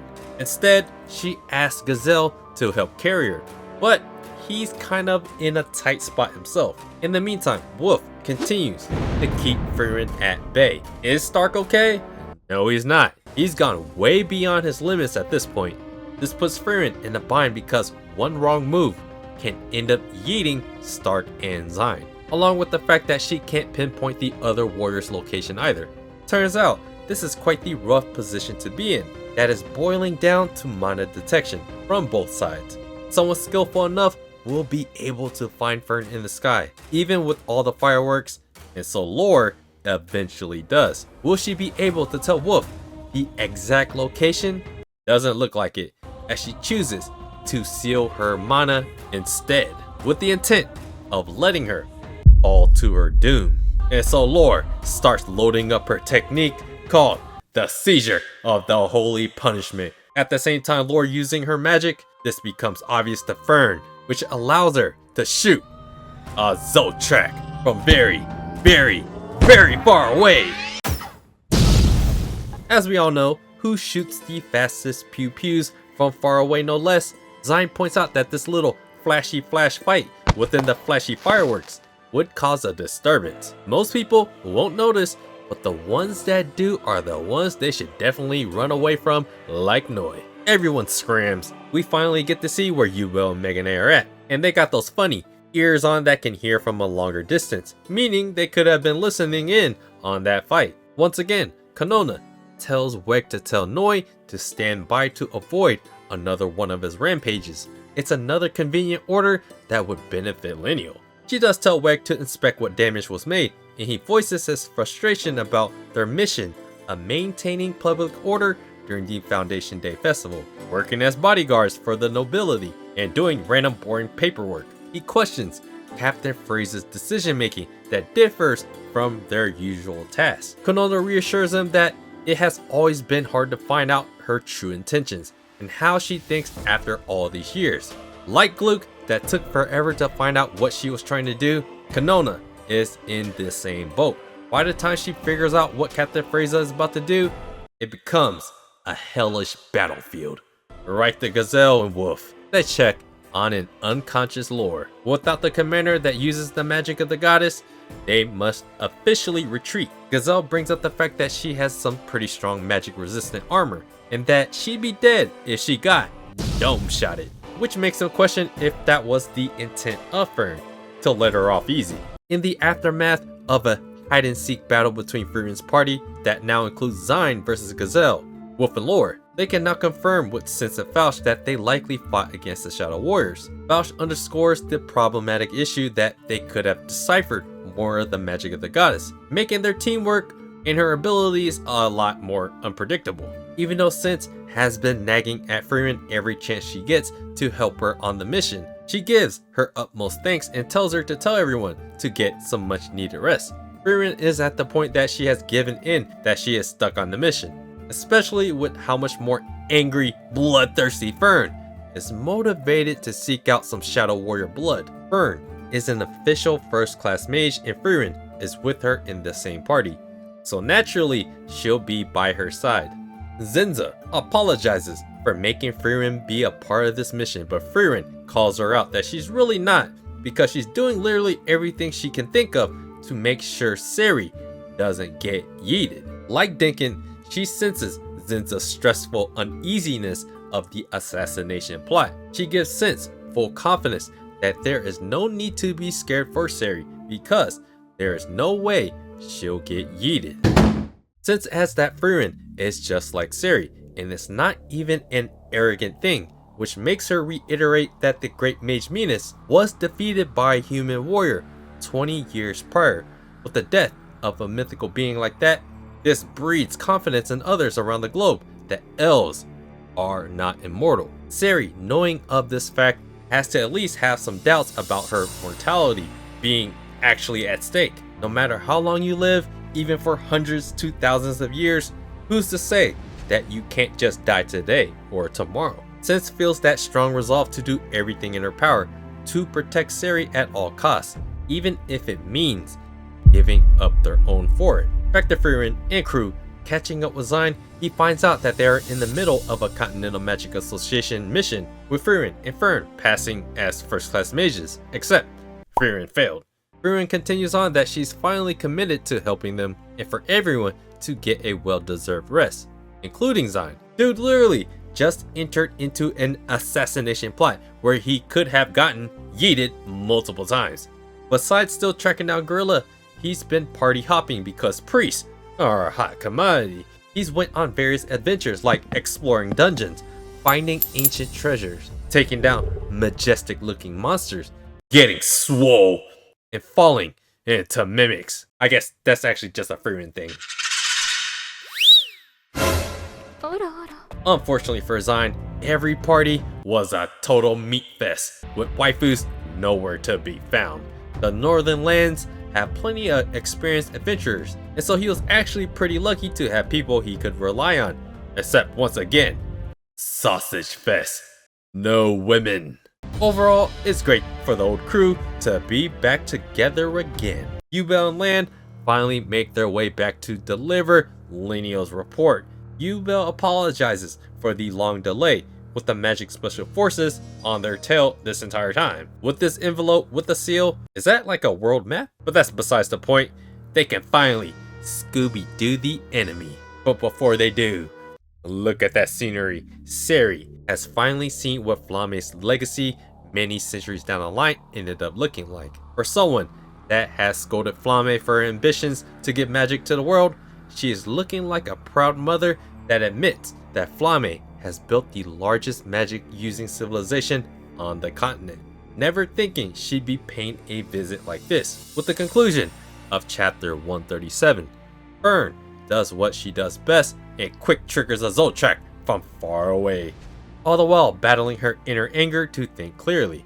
Zion is reunited with Frieren's party and is pretty much stuck with them since he got involved in defending them against the Shadow Warriors. Ubel and Land finally make it back to see what exactly is in that letter. And now, Siri is finally inside the Imperial capital. Chapter 138's title is an ambiguous one with traitor, as that can refer to many different characters. At the Imperial capital entrance, Siri gets Faust to come out of hiding since he's not that good at hiding. She tells him to stop following him, but it is non-negotiable as the mission is to protect her at all costs. Note the cool panels that shows what kind of skill Faust has with some kind of teleportation ability. At the very least, Faust can help guide Siri since she's never been here. Walking through the streets, they finally run into a statue. Who is that? The Great Mage Flame, the Chad of all Chads. Does he look like a Flame? No. The themes behind time and memory are accepted fact because everything eventually fades, including what Flame actually looked like. We are in a time where everyone can use magic, and Siri is the only one that remembers toddler Flame with her genuine smile that had big dreams for the world. Only Siri remembers that version. Back to the mission at hand. They now know their enemies. It is in fact the Shadow Warriors they're dealing with, the Empire's super secret military order of assassins. Not a separate crime group, but a legit Imperial org, putting them in quite the tough pickle. If they are not careful, they could be enemies of the Empire. Frieren points out that Fern already blasted one out cold, and given Ubel and Land's interaction with the magic special forces, it's already rocky. Quelling everyone's worries, Sense starts to explain that the Shadow Warriors are not official anymore. Specifically, 16 years ago, by order of the previous Emperor, they had been disbanded. Their chain of command was unclear, meaning the Shadow Warriors operate much differently since the commanders have almost their own freedom of authority. They could freely use force and choose their targets from a list. Each cell commander had such freedoms. Stark points out the craziness of this, that they can do whatever they want without a check and balance from above. What kind of empire can run like that? Ones that are led by super powerful people, that's who. At the sole discretion of the commanders and not needing to ask from above, means they can just react and make decisions on the fly.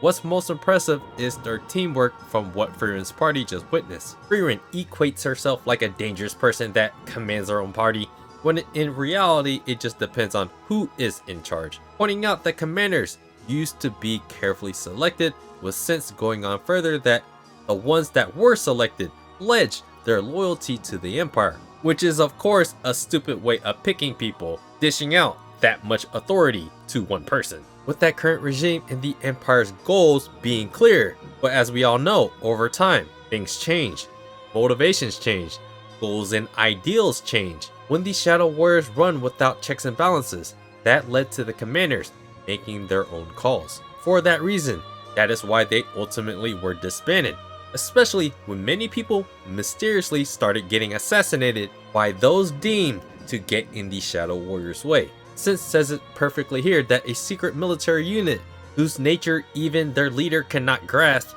was a clear threat to the Empire. They created their own worst enemy. That is why they were disbanded 16 years ago, which contradicts what's going on right now. This leads Land to say that these Shadow Warriors are phantoms. If they have full reign to do what they want, like using force and to assassinate, that means they were basically being run independently anyways. Not even the Emperor knew what they were doing and if they were able to break them all up. What Ubel says here is key. These commanders pledge their loyalty and all feel like they know what's best for the Empire. You put that absolute justification and morality into one's hands with almost full authority to do what they want, they will take it upon themselves with their righteous views to become the heroes that they think they need to be. Fern here leads us to the word that we are all thinking if one defies what the Empire wants.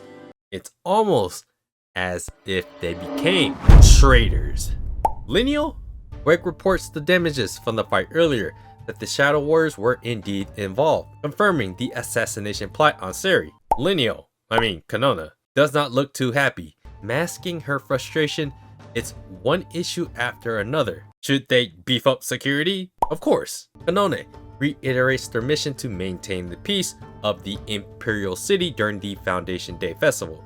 No matter if it's the Continental Magic Association or the Shadow Warriors, maintaining public order is at the utmost priority. Weg relays to Kanona that they need to negotiate with the association to make sure security is tight. Kanona points out that that is Captain Frase's duty, but she is nowhere to be found. This would be absolutely hilarious if Kanona is Lineal. Fausch comes in and everyone gets to see Lineal's report. He points out that Lineal must have been at great risk of getting caught to attain such information that is this crucial. Lineal was able to get personal information and, by the looks of the picture, updated info on the Shadow Warriors. There's something fishy about this, right? It's interesting to see updated pictures and info on an organization that was supposedly disbanded like 16 years ago. The next time they might see Lineal, she might be dead. A harsh joke indeed from Sense, but for someone as powerful and skilled as Lineal that could make Siri kneel before her, that even learning couldn't do. She is one of the most impressive mages, and likely why Siri sent her 15 years prior to become a spy. When it is just a battle between human mages, Lineal is at the top of the hierarchy. Frieren and Fern take a look at some others that are on that Shadow Warrior list, like Gazelle, the Peddler, Werlos, aka Razin, and who is this? Shrit's brother, Gorilla Dubs. Chapter 138 was all about the history of the Shadow Warriors and how they aren't official anymore, which contradicts how Lineal was even able to obtain such information if they were disbanded 16 years prior.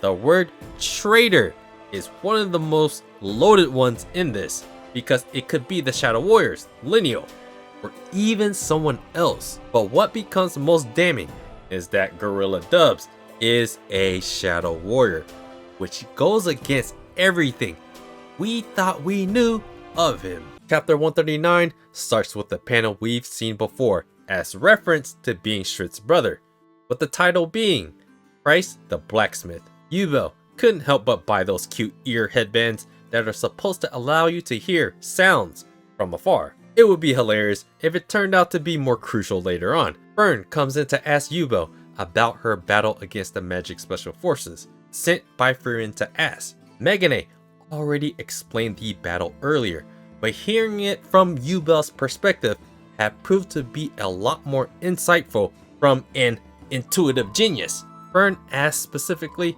about the buzzing of winged insects, which was shown at least in this panel here. It coincides with the odd feeling Ubel had when she got blinded that led to her mana senses being disrupted and visually blinded. Ubel already came to the conclusion that even if they do figure out how it works, it won't change the threat level of it. But before she does start explaining it, she goes back even further back to babble about the mission first being given to her, and her tracking down Megane.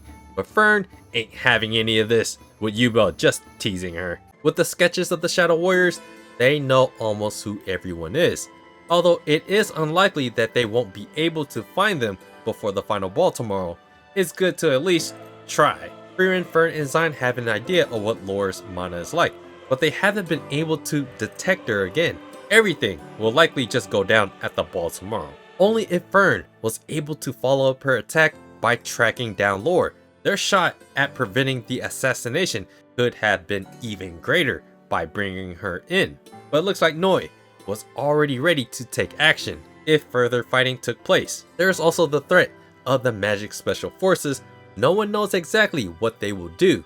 Even though bloodthirsty angry Fern was in action, she still made the sound decision to run away, because getting captured would have been worse. After Ubel blabbers and unloads girl talk onto Fern, they will make another attempt to go find the Shadow Warriors.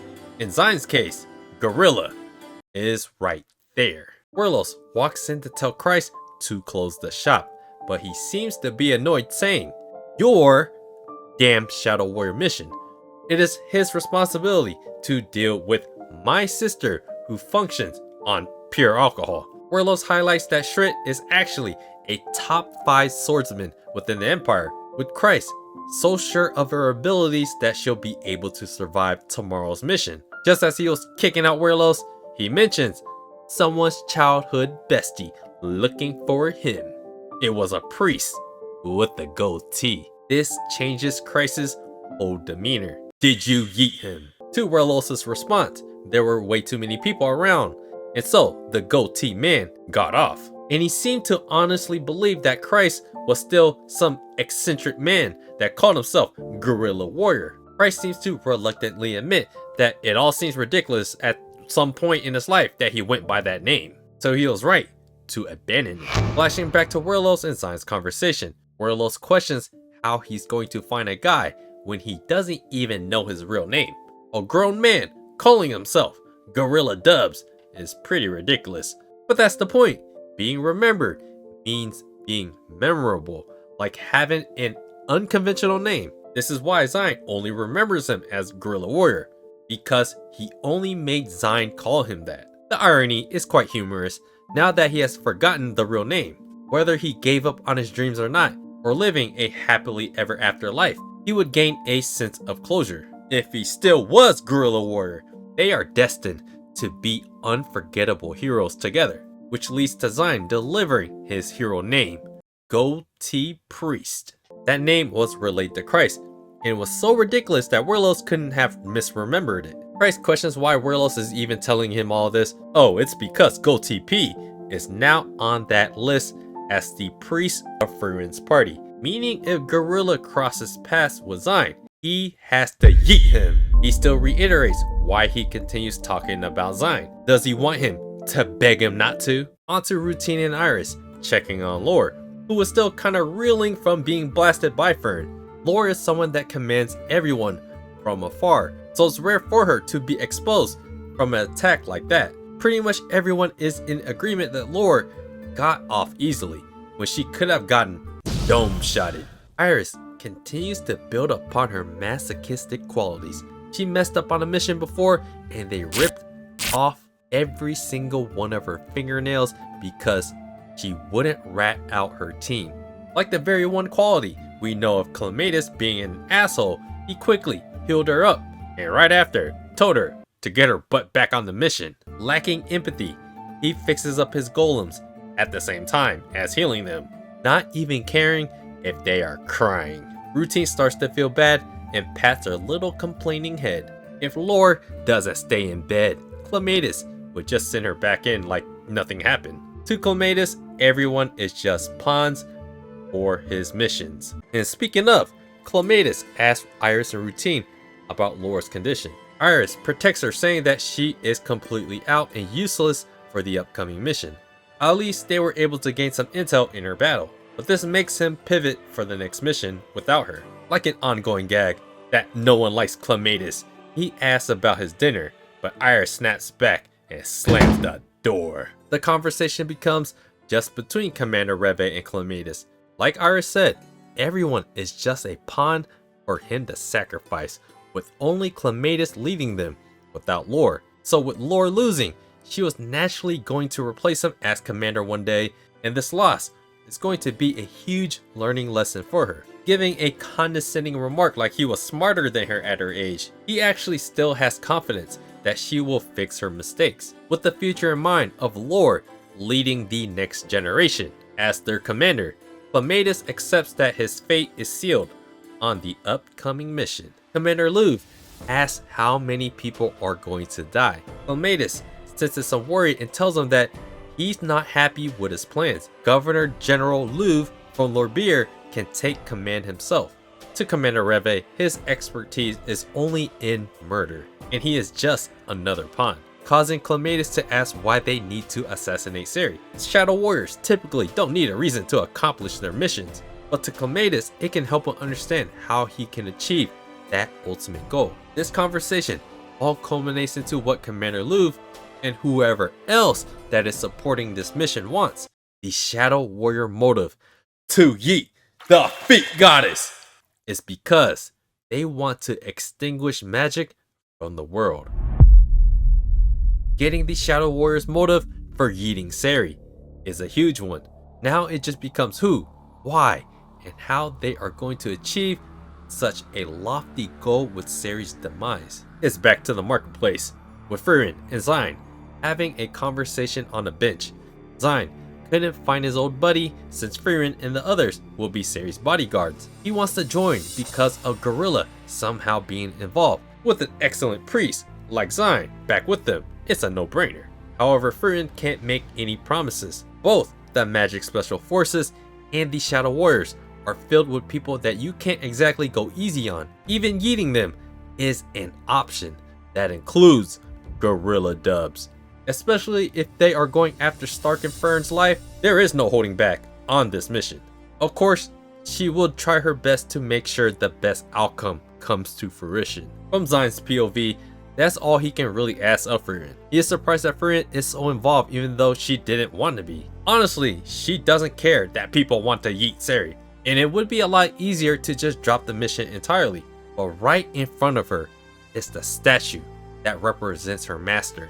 These were the symbols that used to represent what she was about. They have now become hollow. Still, the end result was what mattered.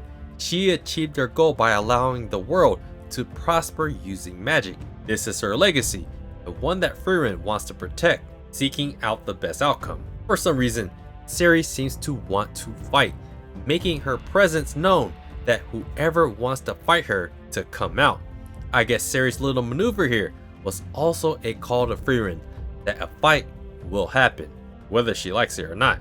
With the day winding down, the night before the festival ball, they couldn't find anyone.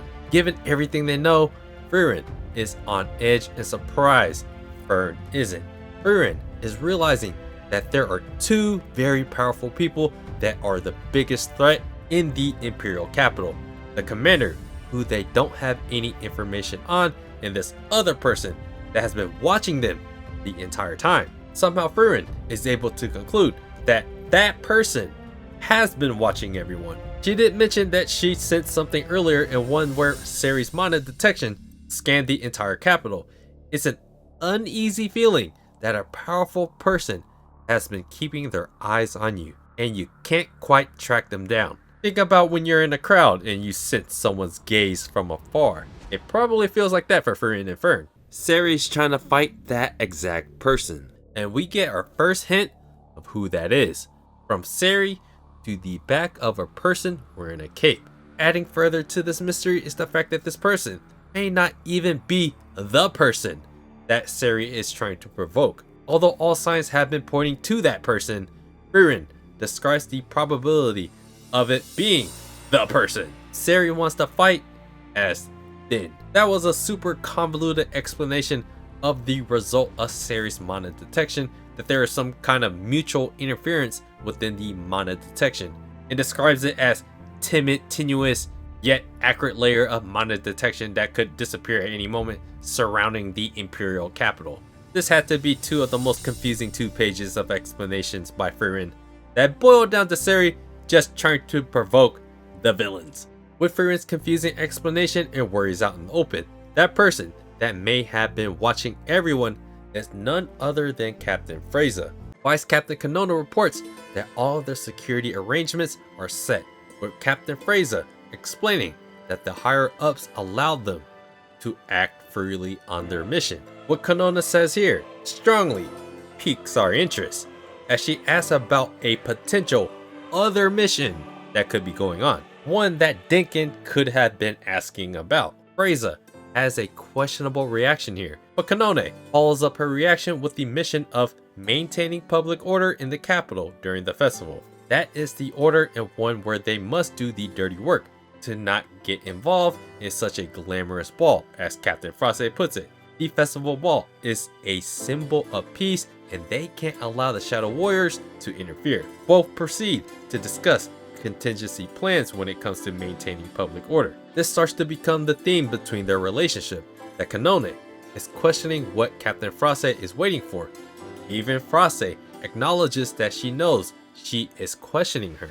And so Kanona follows up the question of how they would deal with the Shadow Warriors. To put it bluntly, they cannot yeet anyone unless the force is applied on behalf of the Empire. There seems to be a lot of parallels between the magic special forces and the Shadow Warriors, except one still has to report to the Emperor, kind of. This means if Kanona is lineal and her intentions are to take out the Shadow Warriors before they take out Siri, there has to be a justifiable offense that allows Kanone to take them out, according to the Imperial law. Captain Frase already has some kind of sense about what Kanone is actually thinking, and tells her that she hopes she makes the right choices. What Captain Frase ends up saying here is very telling about what her motives are, as it is all for the eternal prosperity of magic in the Empire. It's almost like Frase is carrying on Flamme's vision of spreading magic to the world. This chapter gave us motives built upon how noise power works, showed present-day guerrilla warrior in the flesh for the first time. It almost revealed Commander Reve's motive to remove magic from the world, with Lore very likely not being involved on this mission. Although it was already implied, Zion is officially going to be in Frieren's party, at least until the conclusion of this bodyguarding Siri mission. And we finally get to see this villainous Captain Frase, whose sensibilities are like Ubel and is teased to be fighting Siri. Chapter 140 was the last chapter until the longest Frieren manga hiatus began. It is the day of the festival ball, and everyone is getting ready to go to the palace. Everyone present will escort Siri to the ball, if it wasn't already obvious, since states again that their goal is to prevent the Shadow Warriors from assassinating the great mage Siri, the living grimoire. Fern was thinking they might have to sneak in, but they all actually just obtained invitations instead. This was all likely due to lineal, or Kanona's doing. As long as they don't bring in too many people, the people present shouldn't be a problem to escort Siri in. She even says that they can all thank the Emperor together. Unfortunately for Land and Ubel, they already caused too much trouble and are more recognizable. Dude used his middle finger to fix his glasses. That has to be a meme. Ubel and Megane will act as a cover team instead, with Ubel getting excited by asking if they can act violently. Go crazy, Siri said. Megane is absolutely against this, with Ubel looking a bit disappointed. With Siri present, Land questions why he was paired up with someone like Ubel. They aren't compatible. Her counter becomes, if she didn't send Ubel, would he even have accepted the mission? This leaves Megane shockingly silent. Siri hints at his connection with his parents and grandparents being involved with the Empire, using an optimistic word like nostalgia? That definitely hits a sensitive spot for him, with Siri actually looking kinda sad. Quickly, she turns on the hubris to tell him that she doesn't care about what he thinks. The both of them are not incompatible. Funny enough, she tells Land if he wants to tame the beast, he's going to have to learn to put the reins on your girl. The reins? What are those? Must be what's in the trash. Stark and Zion start to get all dressed up in formal attire.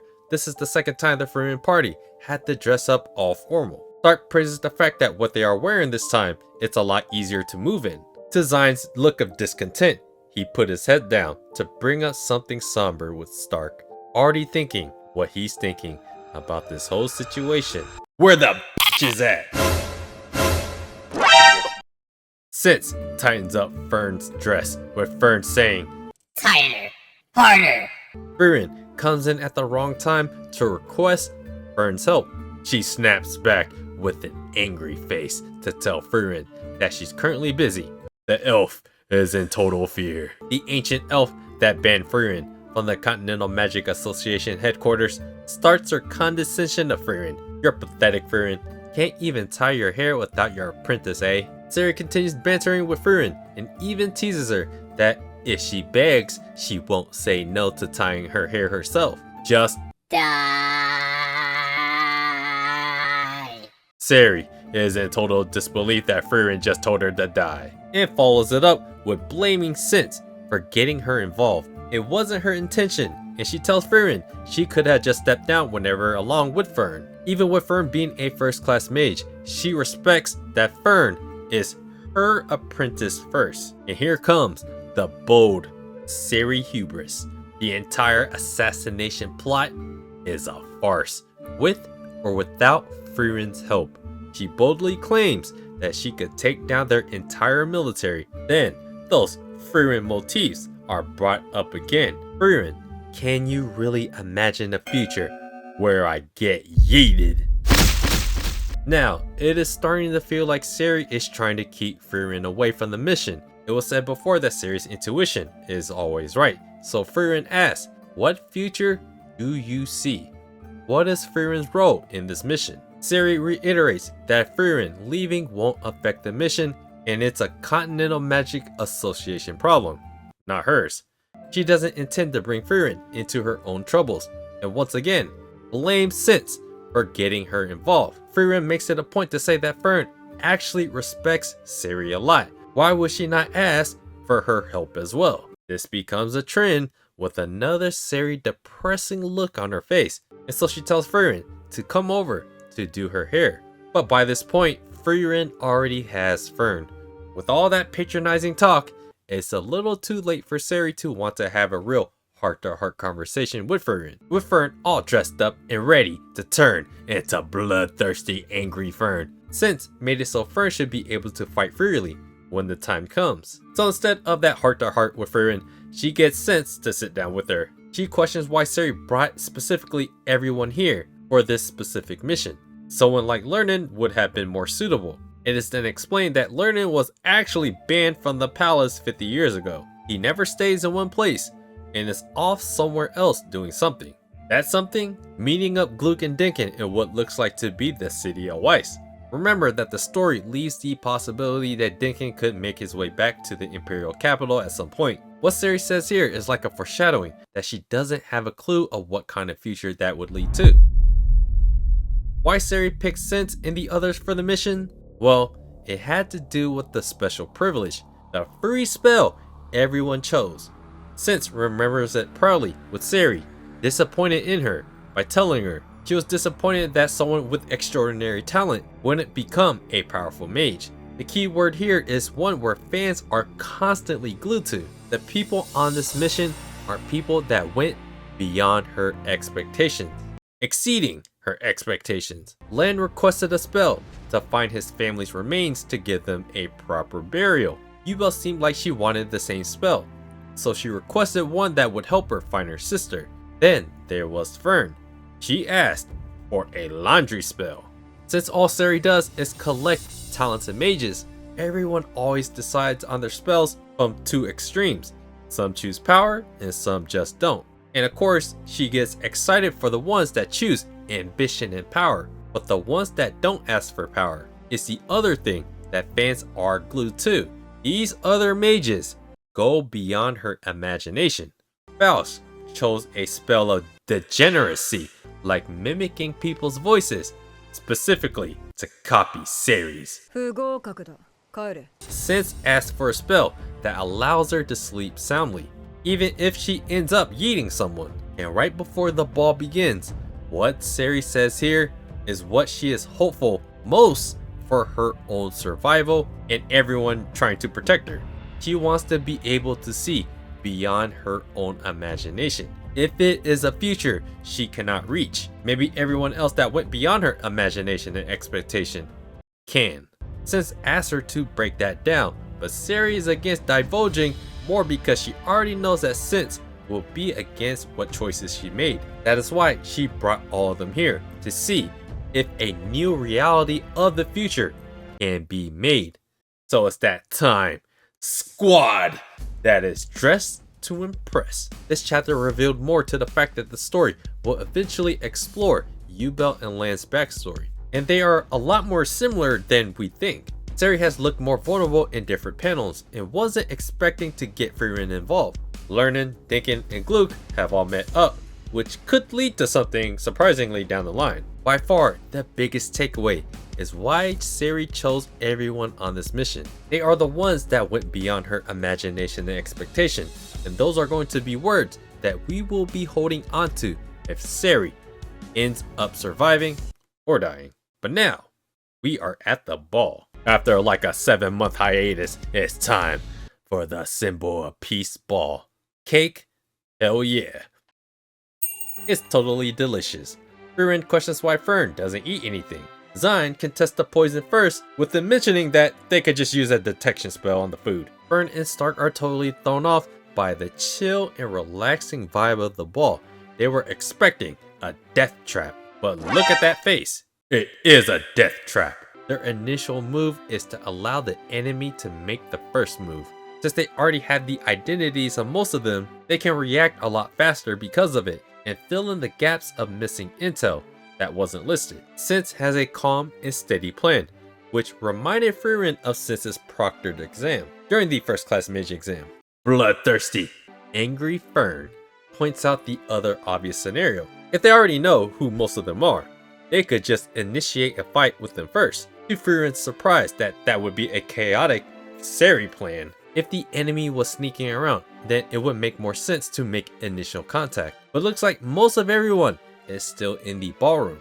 Unless that changes, they should just relax for now. They may know who the Shadow Warriors are, but no one else does, which makes their situation tricky, especially when the Magic Special Forces get involved. The Foundation Day Festival is a symbol of peace. Creating conflict here could create an all-out war, where tensions have already been building between the two. But right now, they are better off enjoying cake or going dancing. And you know what that means. Fern x Stark dancing in formal attire, part 2. With the Continental Magic Association just enjoying themselves, Growl and Logger of the Magic Special Forces are looking on, thinking they are having just a blast, but they are totally being watched. Just look at Sense. Looks like they were called in as backup just in case anything happens. Well, hopefully nothing does happen inside the ball. Logger brings up how crazy it was that anyone would just attack the Continental Magic Association out of nowhere. But Growl already knows someone that would. Logger jokingly says that he should just write up his will, with Growl laughing it off. Once more, it is another Kanona and Captain Frase conversation. Frase sent Kanone on an investigation to find the records of all the previous Shadow Warriors, but she relays the fact that all of those records are long gone since they disbanded 16 years prior. Frase wants Kanona's conclusion that the official records never existed in the first place. It's an odd underlying back and forth between Kanone and Captain Frase because of the implications of Kanona being lineal and Frase having some kind of grand scheme he's been cooking up that may involve yeeting Siri. After a small pause, Frase admits that it sounds logical, and if these Shadow Warriors were actually being transparent, they would still be around today. Kanone points out that if they did get info on the old members, it's very likely that a new generation has taken over already, since they don't have the identities of the current Shadow Warriors. Frase asks if that would slow their response. Kanone really doesn't explain that, she just says it all depends on Frase's orders. They can still act fast if need be. Like clockwork, I will bring up if Kanone is lineal. There is a reason why she feels so confident that they can act fast, because at least she knows who most of the Shadow Warriors are. But that's only for outside of the ballroom. She already sent in Growl and Logger inside the ballroom to make sure the symbol of peace doesn't get disrupted. Giving a status report, Kanone reveals that they are monitoring the entire palace, but due to the frequency of nobles coming in and out, preventing any kind of unwanted infiltration is just not possible. Instead, they just put all of their surveillance on the Continental Magic Association because they are the prime targets. So Kanone tells Captain Frase they are in position to respond immediately. Immediately? Kanone puts the response of the Magic Special Forces on the hands of Captain Frase's command. This is Kanone and Captain Frase's back and forth, with Frase just waiting out for something specific to happen, and Kanone being ready to shut down the Shadow Warriors on that command. Inside the ball, the first Shadow Warriors we get to see: Clatus, Gazelle, Iris, and Routine.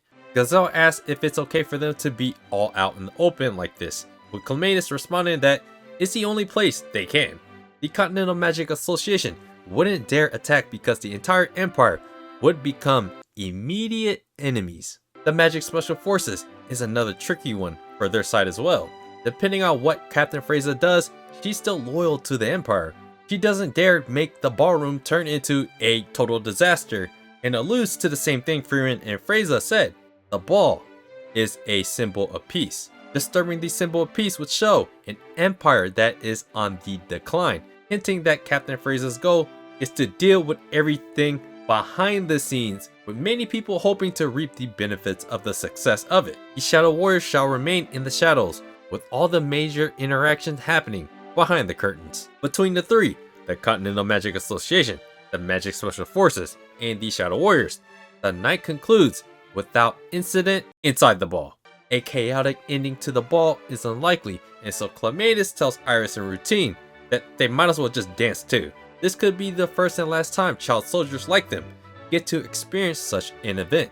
That sounds like quite the fun experience, with Iris asking Routine to dance. Routine looked genuinely excited, but Iris was just kidding. She wants to start assassinating people now. Iris calls Clatus out for joking around, but he isn't. She points out that Clatus only taught her how to yeet, not to drop it like it's hot, in which she doesn't know how. He's offended by his parenting, that he taught them many more things that are crucial for missions. A keyword that Solitaire used before is that Iris can just observe and imitate like they always do. And out of the blue, throws Gazelle under the bus, that even a dummy like him learned how to use a knife and fork correctly. Clatus continues to reinforce the idea of just observing, but Iris isn't having none of Clatus' jibber jabber. No one cares that you can't dance. Iris perks her ears and senses something and instills Clatus' words of observing. She's gonna go on patrol anyways, but Clatus sends Routine to go along with her.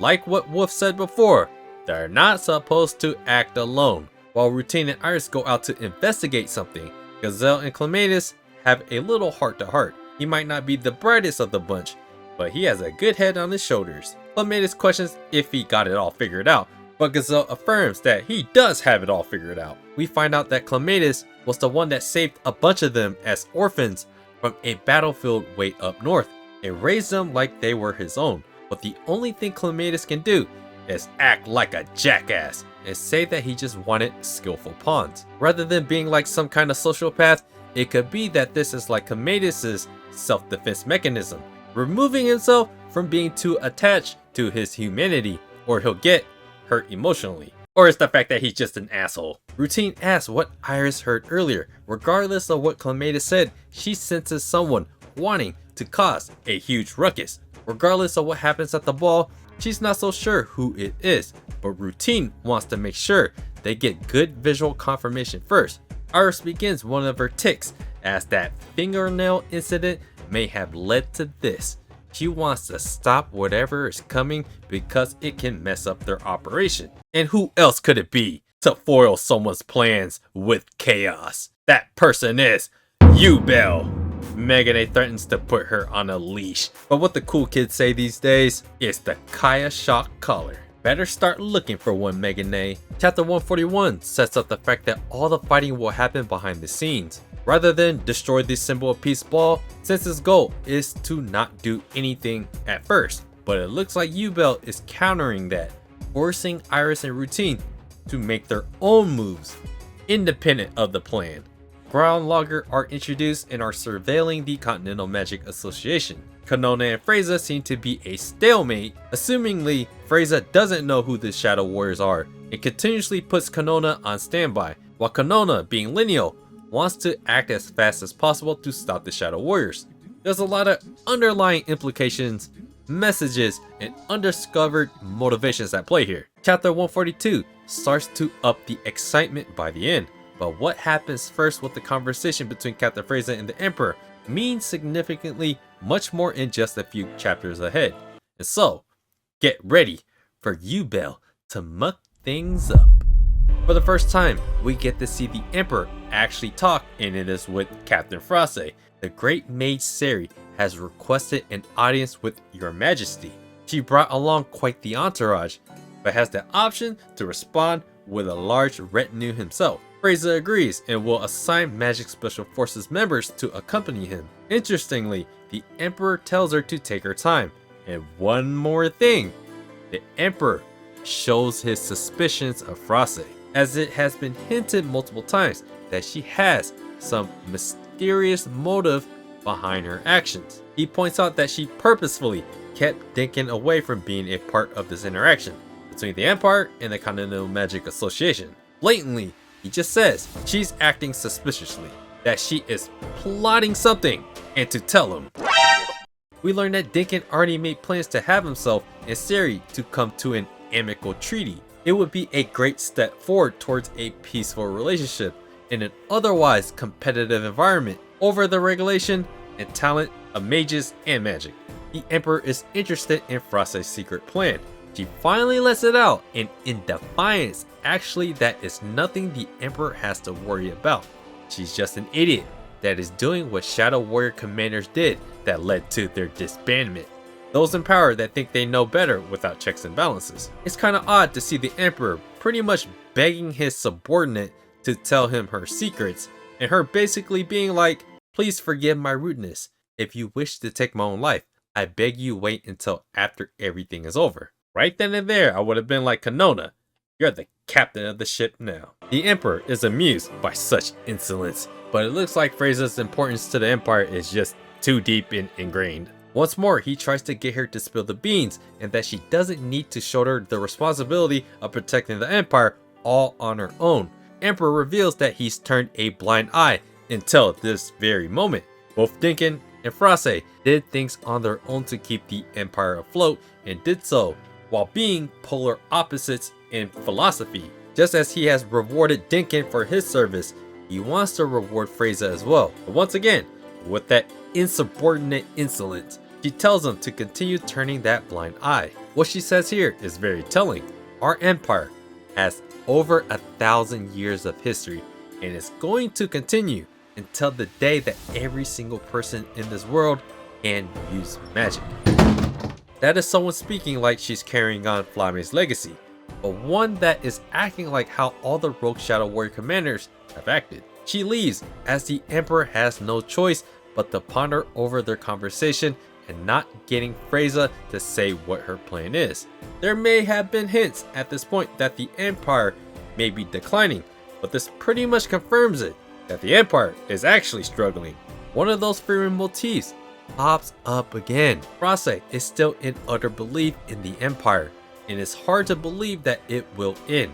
While the Emperor knows that nothing lasts forever, even a great empire that has lasted over a millennium isn't all of a sudden going to become an exception. Back to Ubel, causing chaos. Megane warns Ubel that if she starts a fight at the ball, it will cause an all-out war with the Empire. It's basically a safe haven for everyone right now. She calls out Sense's flaw in her wait-and-see approach. By doing so, you're just allowing the mastermind to slowly just drive you into a corner. Ubel's plan is to basically just provoke them into action, kind of like what Siri was doing the day before to get them out of their main plan. Choosing the wait is the same as not getting in their way. If the enemy is starting to make their move, that means they already have the advantage. As it stands, they are at a disadvantage. Ubel can smell death in the air.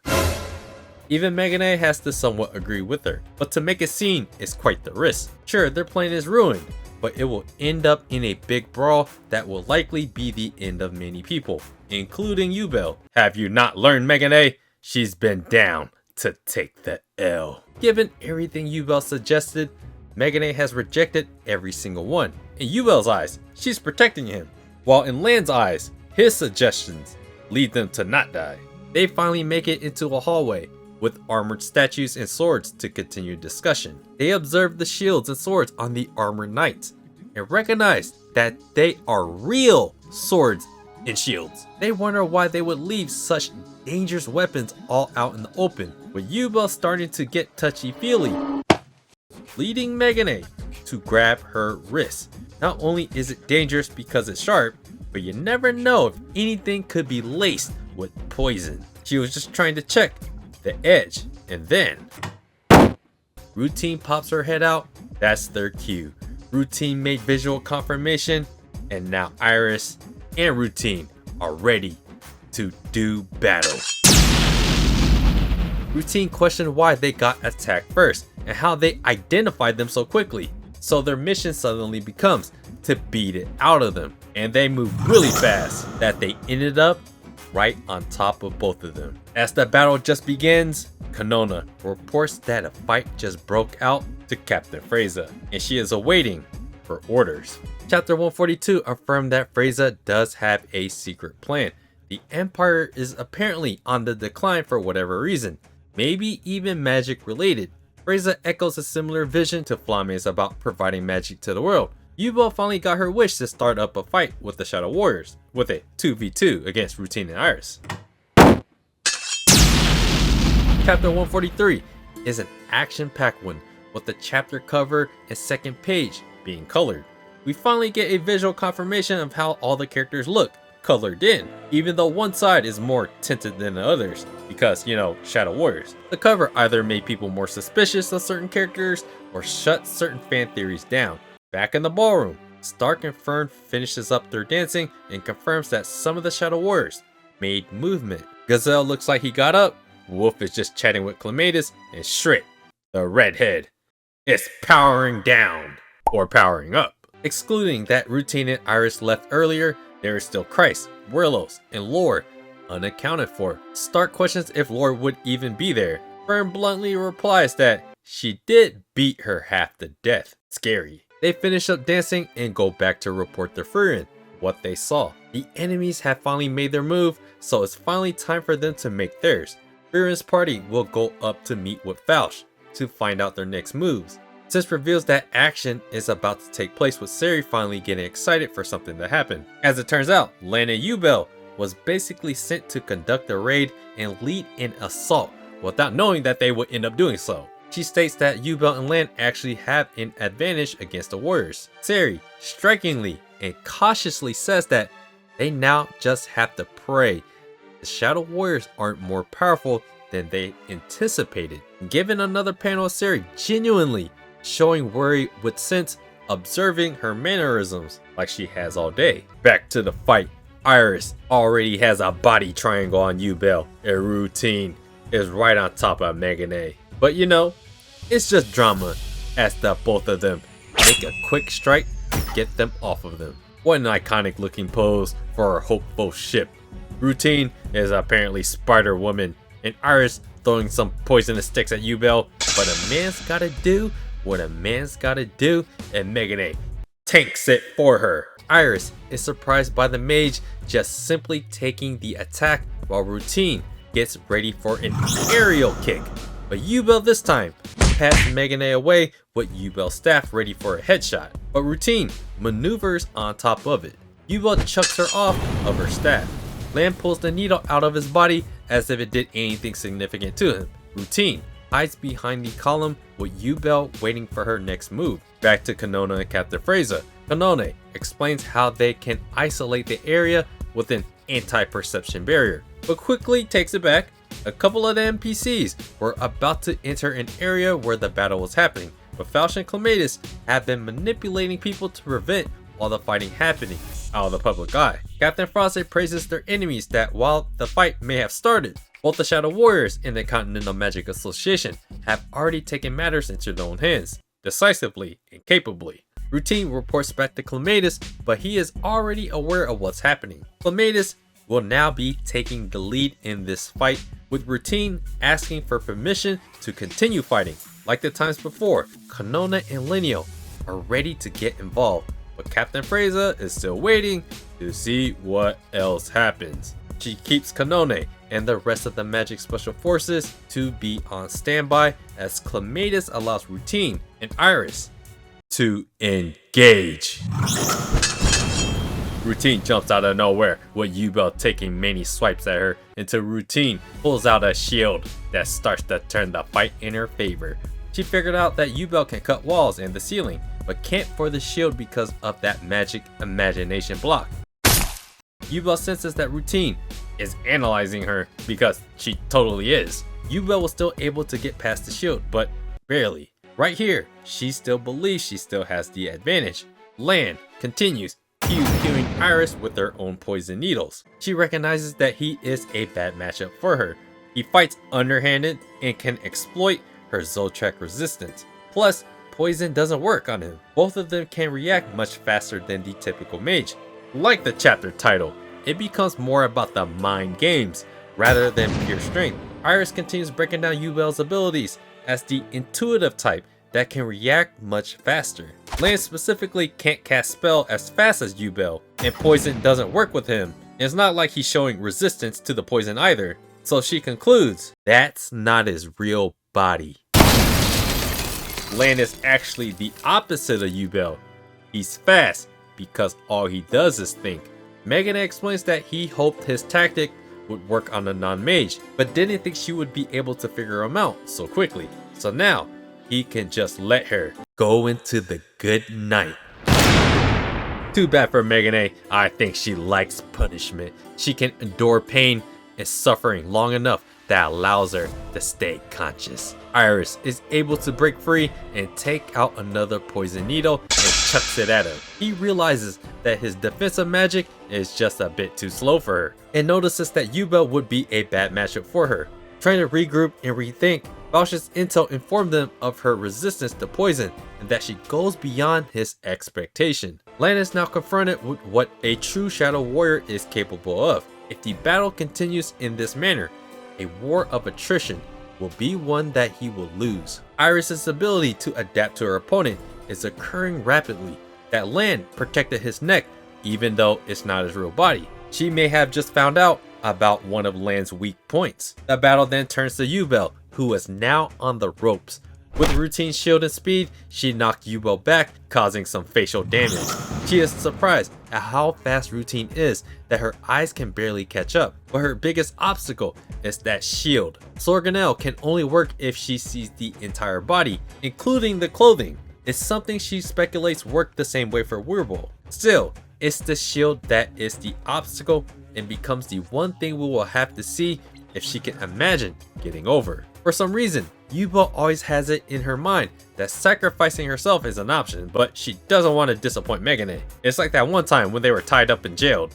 She ultimately believes that Megane will be able to figure everything out, but she herself is on the cusp of figuring things out on her own. The one thing she notices about Land's actions is that he's become easy to read. His flow of mana is a telltale sign. She comes to the conclusion that they can't detect her mana and rely more on their 5 senses. Unlike them, Ubel can see everything, and so she is currently thinking of a way to time her next attack, and that leaves Routine to feel uneasy for what is to come next, and that is the end of the chapter. What we start to notice about this chapter is that both sides, because they are human, are carrying on certain Frieren themes like exceeding one's expectations and imagining passing through obstacles. Earlier in the chapter, Frieren's party has finally made their move to go meet up with Fausch. Chapter 144 is quite the doozy for Siri fans, as she explains what her prophetic dreams are all about. Rattle and Lager remain locked in on Siri and Sense, with Sense continually eyeing them back. She is still kinda questioning why the magic special forces haven't made any moves just yet, and Siri begins to patronize them. All the expertise and they still cowardly act with extreme caution. To Sense, that cowardice is what makes them immensely frightening. Siri reveals that Sense actually battled with them before, and that they lost 3 first-class mages, and in that flashback, Sense had specifically encountered Rattle and Lager back then. The topic shifts to Captain Frase, just for Siri, yet again. Show another shockingly worried face, with Sense looking down right at her, likely noticing her odd shift in her behavior. Then she asks if the Emperor would actually show up. Regardless of how they feel, the Emperor has to show a sign of strength in the public eye, bringing in an even larger retinue. Sense asks if Siri has met him before, and this begins the start of what feels like a murder mystery, if it didn't already. In a prophetic dream, Siri has met him.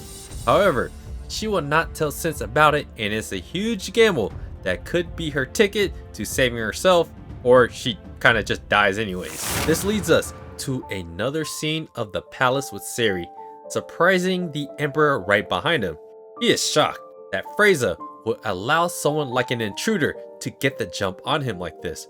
The Emperor deduces that the person in front of him is Siri of the Continental Magic Association. He just tells her that they could just talk tomorrow at the festival ball, except Siri swiftly corrects him that she doesn't actually have much time.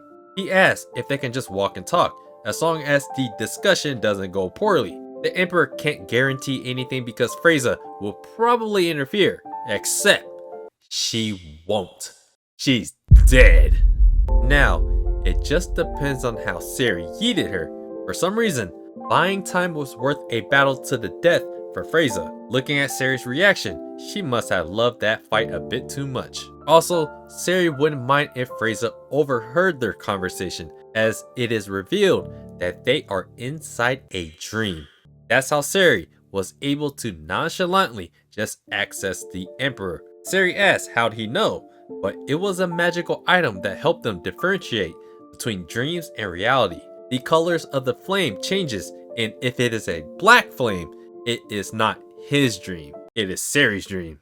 So yes, the Emperor is merely a character inside of her dream. He points out that these little items was one of Flame's, and it even works inside her prophetic dream.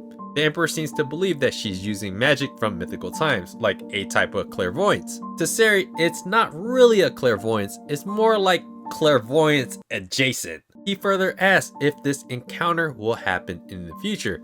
It's one of the many possibilities, and she just so happened to take this route.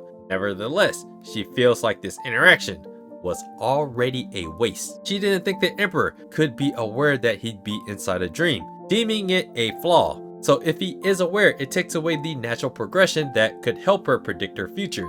Getting ready to fly off, the Emperor tells her to wait, with Siri still wearing that depressing look on her face. The Emperor becomes way too curious as to why Siri would make all this effort, especially on multiple occasions to speak with him. How many attempts has she made? What will happen in the future? Why does he want to know?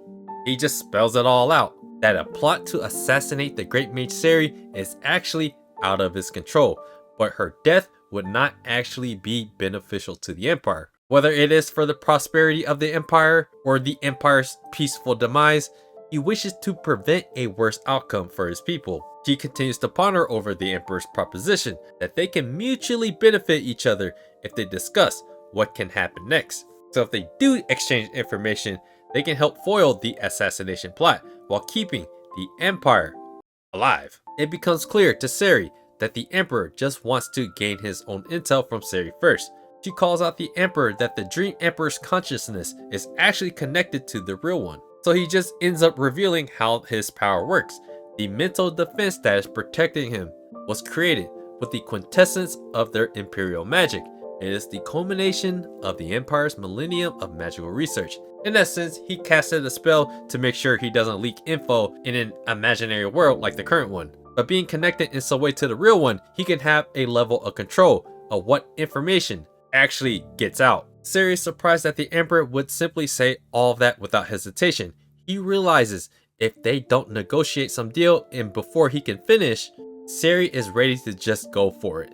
She's ready to just put his trust in the Emperor and exchange intel. He becomes defensive like he didn't actually say enough to gain trust so fast. To Siri, the Emperor believes that no one will be able to assassinate her. The Emperor's actions are not one that is in on the plot to yeet her. So he asks again, what awaits them in the future? She got no clue. She'll be dead. In the end, she doesn't know who kills her and what happens after her death. For her last prophetic dream, she is just happy that she had a chance to conversate with the Emperor. In this prophetic dream, they can speak freely without others blocking their communication. That simply just can't happen in the real world. This becomes one of the biggest 2-page stretch ever in the Frieren story, as it becomes clear that Siri's death is very much possible. After being skeptical throughout the entire arc, now Siri can make plans just in case she does get yeeted, an outcome that none of her first-class mages would have allowed a premise to even be possible. So having a real conversation, exchanging information, she is hopeful that it helps both the Empire and the Continental Magic Association. While Dinkin may have set up an amicable treaty for them on the day of the ball, this becomes like a more official one, directly negotiated by the two most prominent leaders. Chapter 144 rocked the fandom with Siri's visual death. And chapter 145 continues with Siri and the Emperor's conversation, progressing with deeper intel. The chapter 145 cover is almost like Siri looking back at the reality that she might not be here no more. The mirror that is her mortality. They agree upon exchanging information, but first things first, you gotta ask the obvious questions, right? Would the Emperor be able to stop the assassination attempt with his authority? Dude just responded like the Emperor is pretty much a figurehead at this point. There is enough separation of powers that no matter who reigns over the Empire will still function just fine. He is not some traditional monarch with absolute power, and one that definitely just cannot command the shadows. So, what if we kidnap you and take you hostage? Yeah, the Emperor is easily replaceable. Even with Siri's straightforward statements that are potentially unpleasant for his health, he still wants to help Siri and repay his kindness he showed Dinkin.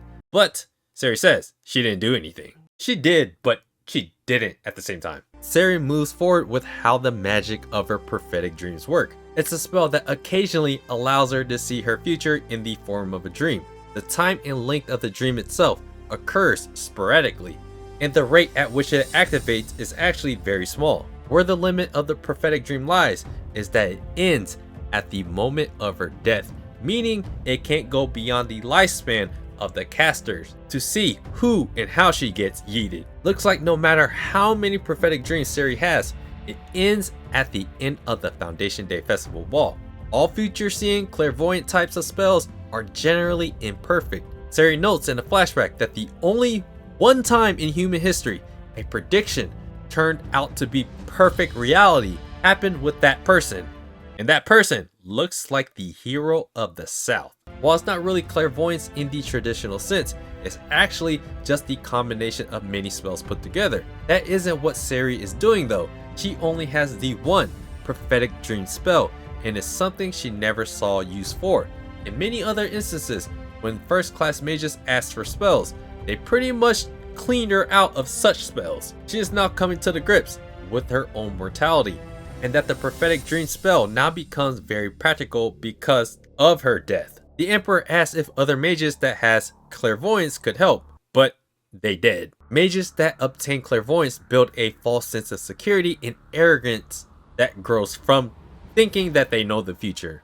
They either got yeeted because of that, or another clairvoyant person. She concludes that other person has this ability that may surpass her prophetic dreams. The future assailant or team of conspirators likely have an ability to predict the future, and Siri hopes their clairvoyance is just as imperfect as hers. Otherwise, just as the bell rings, she gets yeeted. Note the panels and the location of where Siri is supposed to meet her doom, as it may become very relevant later on. Specifically, the assassin will go for her throat in a blind spot and it will be over in an instant.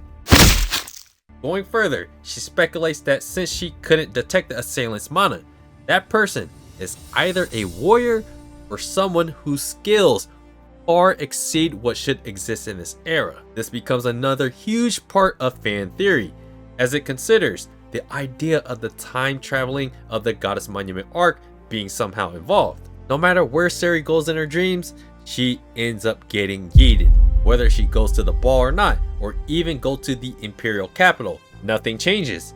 It's because of that reason, and another reason why Siri thinks the enemy possesses clairvoyance. In other pathways, she did try running away, simulacra, illusions, barriers. She used every tool possible she could to avoid death. While Siri did end up surviving in these various other routes, what started to happen was mass yeeting of the Continental Magic Association mages on a scale beyond all the other scenarios. It has gotten to the point where the Continental Magic Association has grown too large, as they are now major components of various cities and throughout the countryside. Siri doesn't have the ability to protect it all herself. Her entire association is essentially hostages until Siri reveals herself, so dying at the ball has basically become her only choice.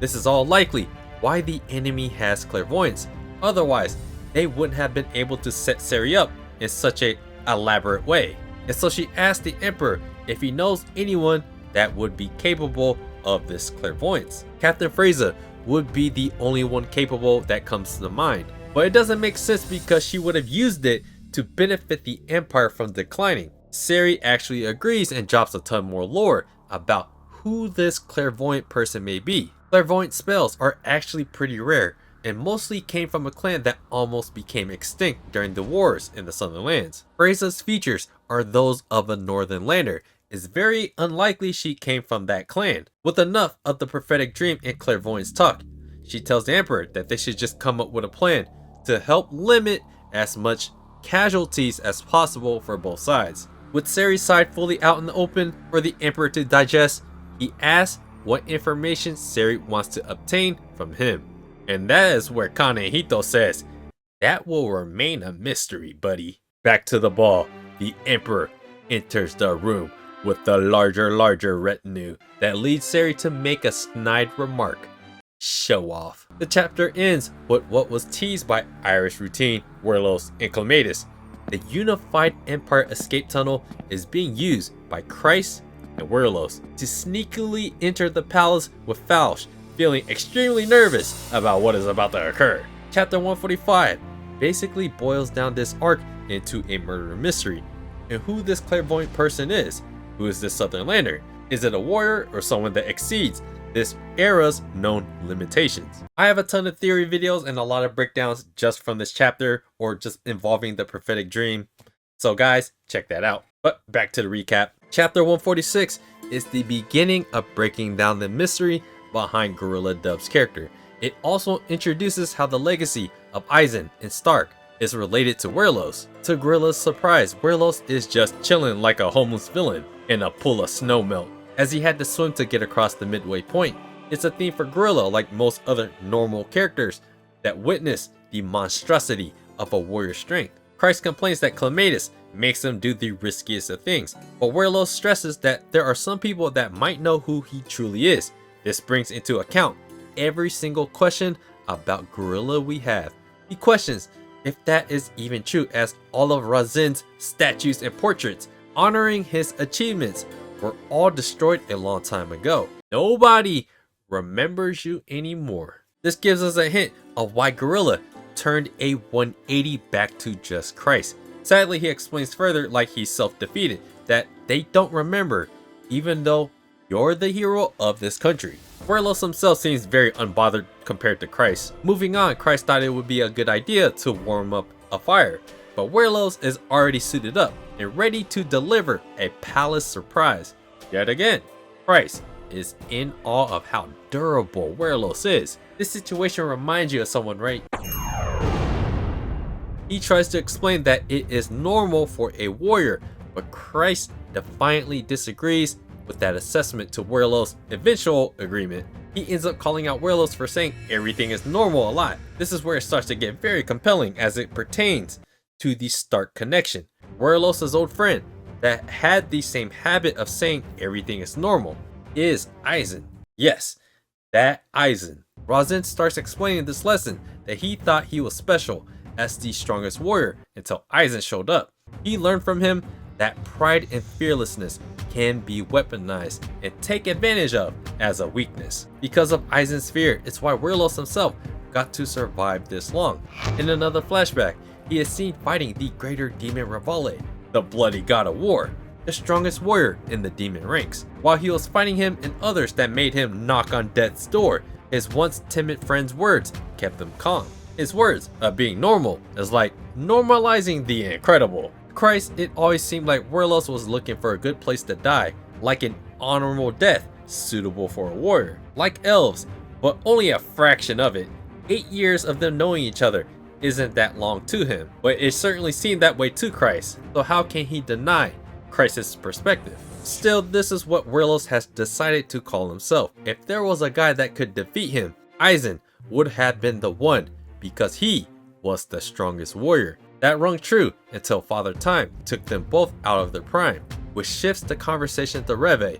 He is someone Christ only got to meet once through Clatus. He simply described them as skilled. To Werlos, he emphatically explained how strong he was. His presence was alarming enough that it made him afraid of him. What threw him off even more was the fact that a person that is that much more powerful in a higher position only saw himself as a simple pawn. If Commander Reve felt that way, then it must mean their future upcoming opponents must be similarly capable. As Christ and Werlos make their way through the tunnel for a surprise attack, Faust is hiding behind a column, like he did before.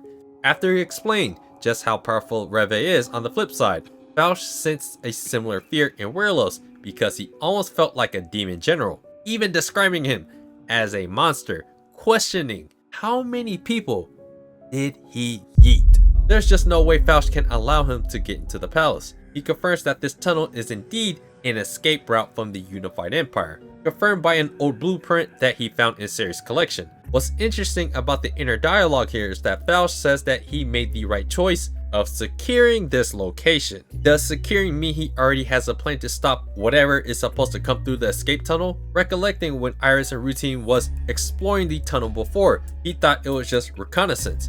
But he never envisioned that they would send someone as powerful as Werlos. Then he couldn't stop Iris and Routine because he didn't have the evidence to support taking them down as Shadow Warriors. All in all, Faust is obtaining massive intel on their commander, recalling that there is a Lowe in the Governor General of the Lorbeer domain in the far north of the Empire, in which Routine is also from Lorbeer. Or that could just be simple red herring. Other than the confirmed Shadow Warriors that Linneo dropped info on, she gave them a roster of Imperial officers. Lowe specifically was an outsider who earned his reputation through covert operations in the south. As we found out in the previous chapter, the clairvoyant person is likely from these southern lands. Just as Christ and Werlos pass him, Faust now needs to bring this information back to Frieren and bring everyone together so they can stop this monster. Allowing Werlos into the palace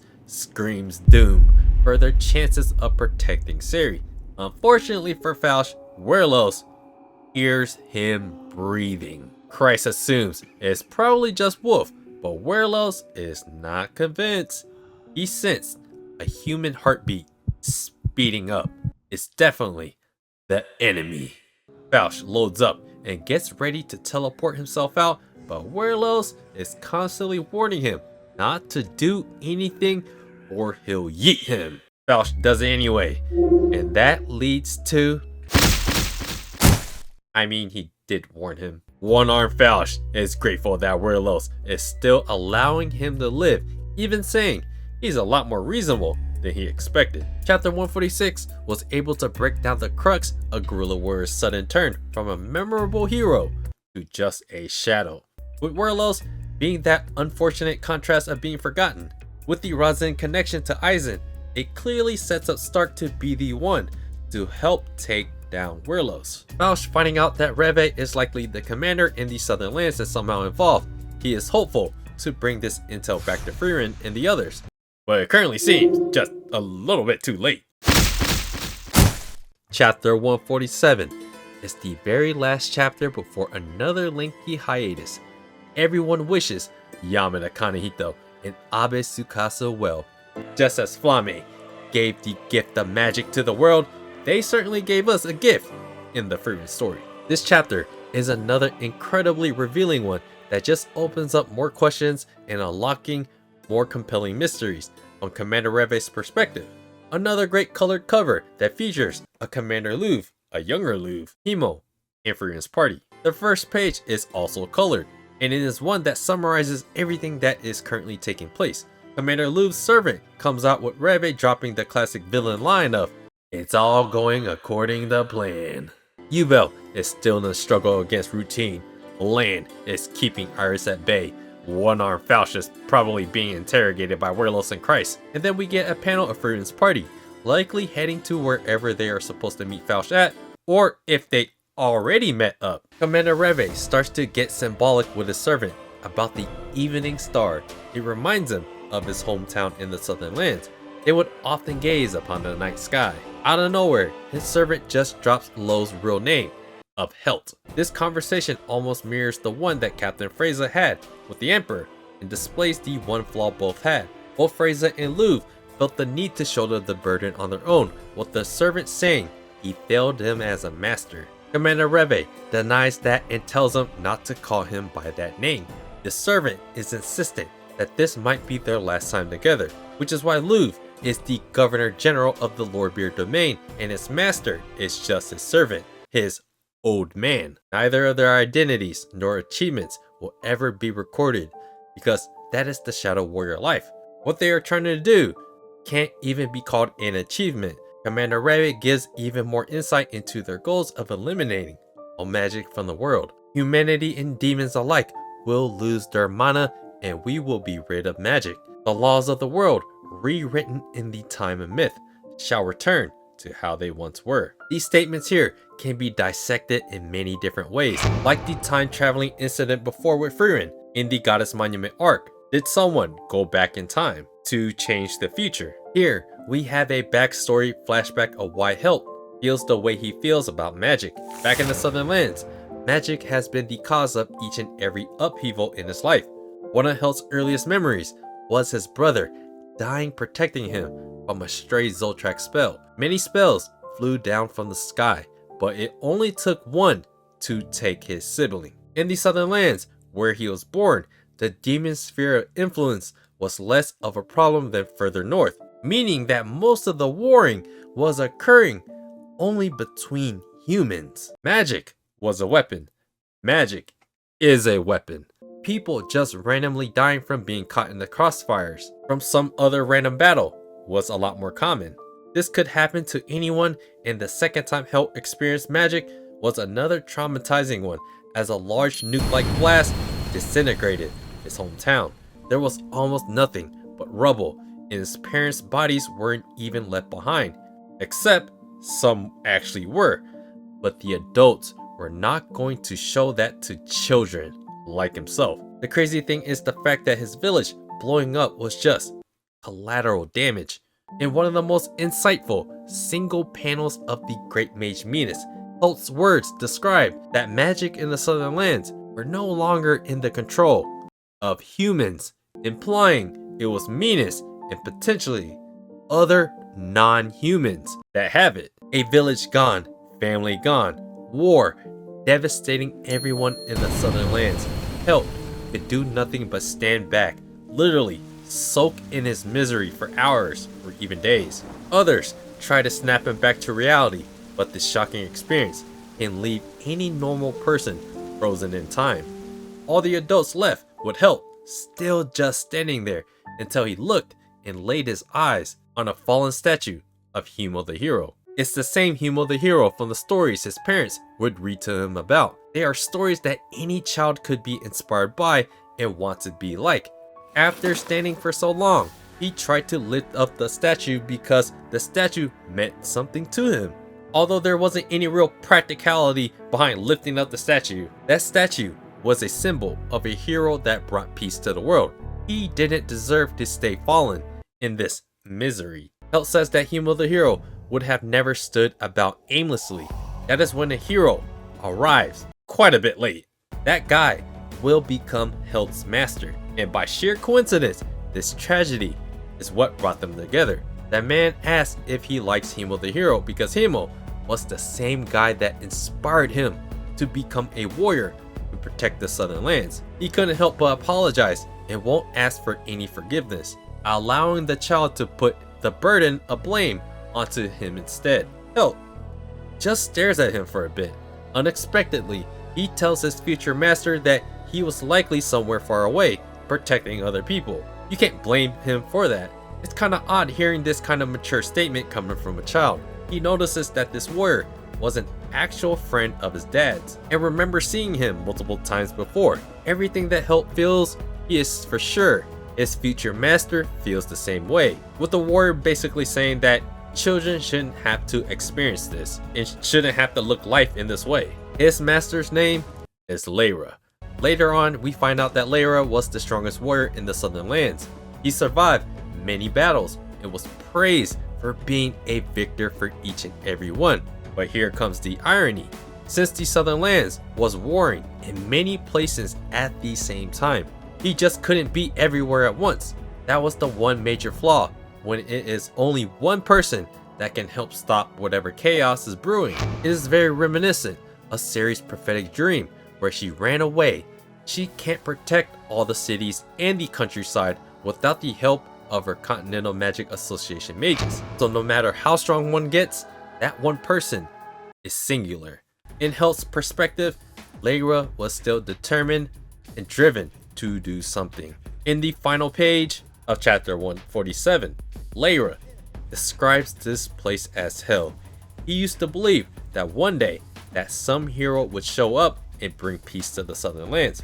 What he learned is that you can't rely on other people to save you because no one ever appeared. If he truly wants to obtain peace, he has to do it himself. That is what Himmel the Hero would do. Looking back at that Himmel the Hero statue, it was about a hero that never gave up, the motivating factor that rekindled Lowe's determination. Chapter 147 ends basically repeating the lessons of what Himmel the Hero represented. One of the major themes of this arc has to do with people in the position of power, taking it upon themselves to help save the world. I think it's clear to manga readers that there is a clear fall with Lowe, Help, Frase, and the previous Shadow Warrior commanders. Himmel the Hero had a party. He didn't save the world alone. That one person that is still alive that can help fill in the gaps of the legacies that Himmel and Flamme left behind is Frieren. And that is where the video ends, and I hope you guys enjoy the recap. If you guys enjoy these kinds of recaps, let me know in the comments below, and I appreciate you guys watching, and I'll see you guys on the next video.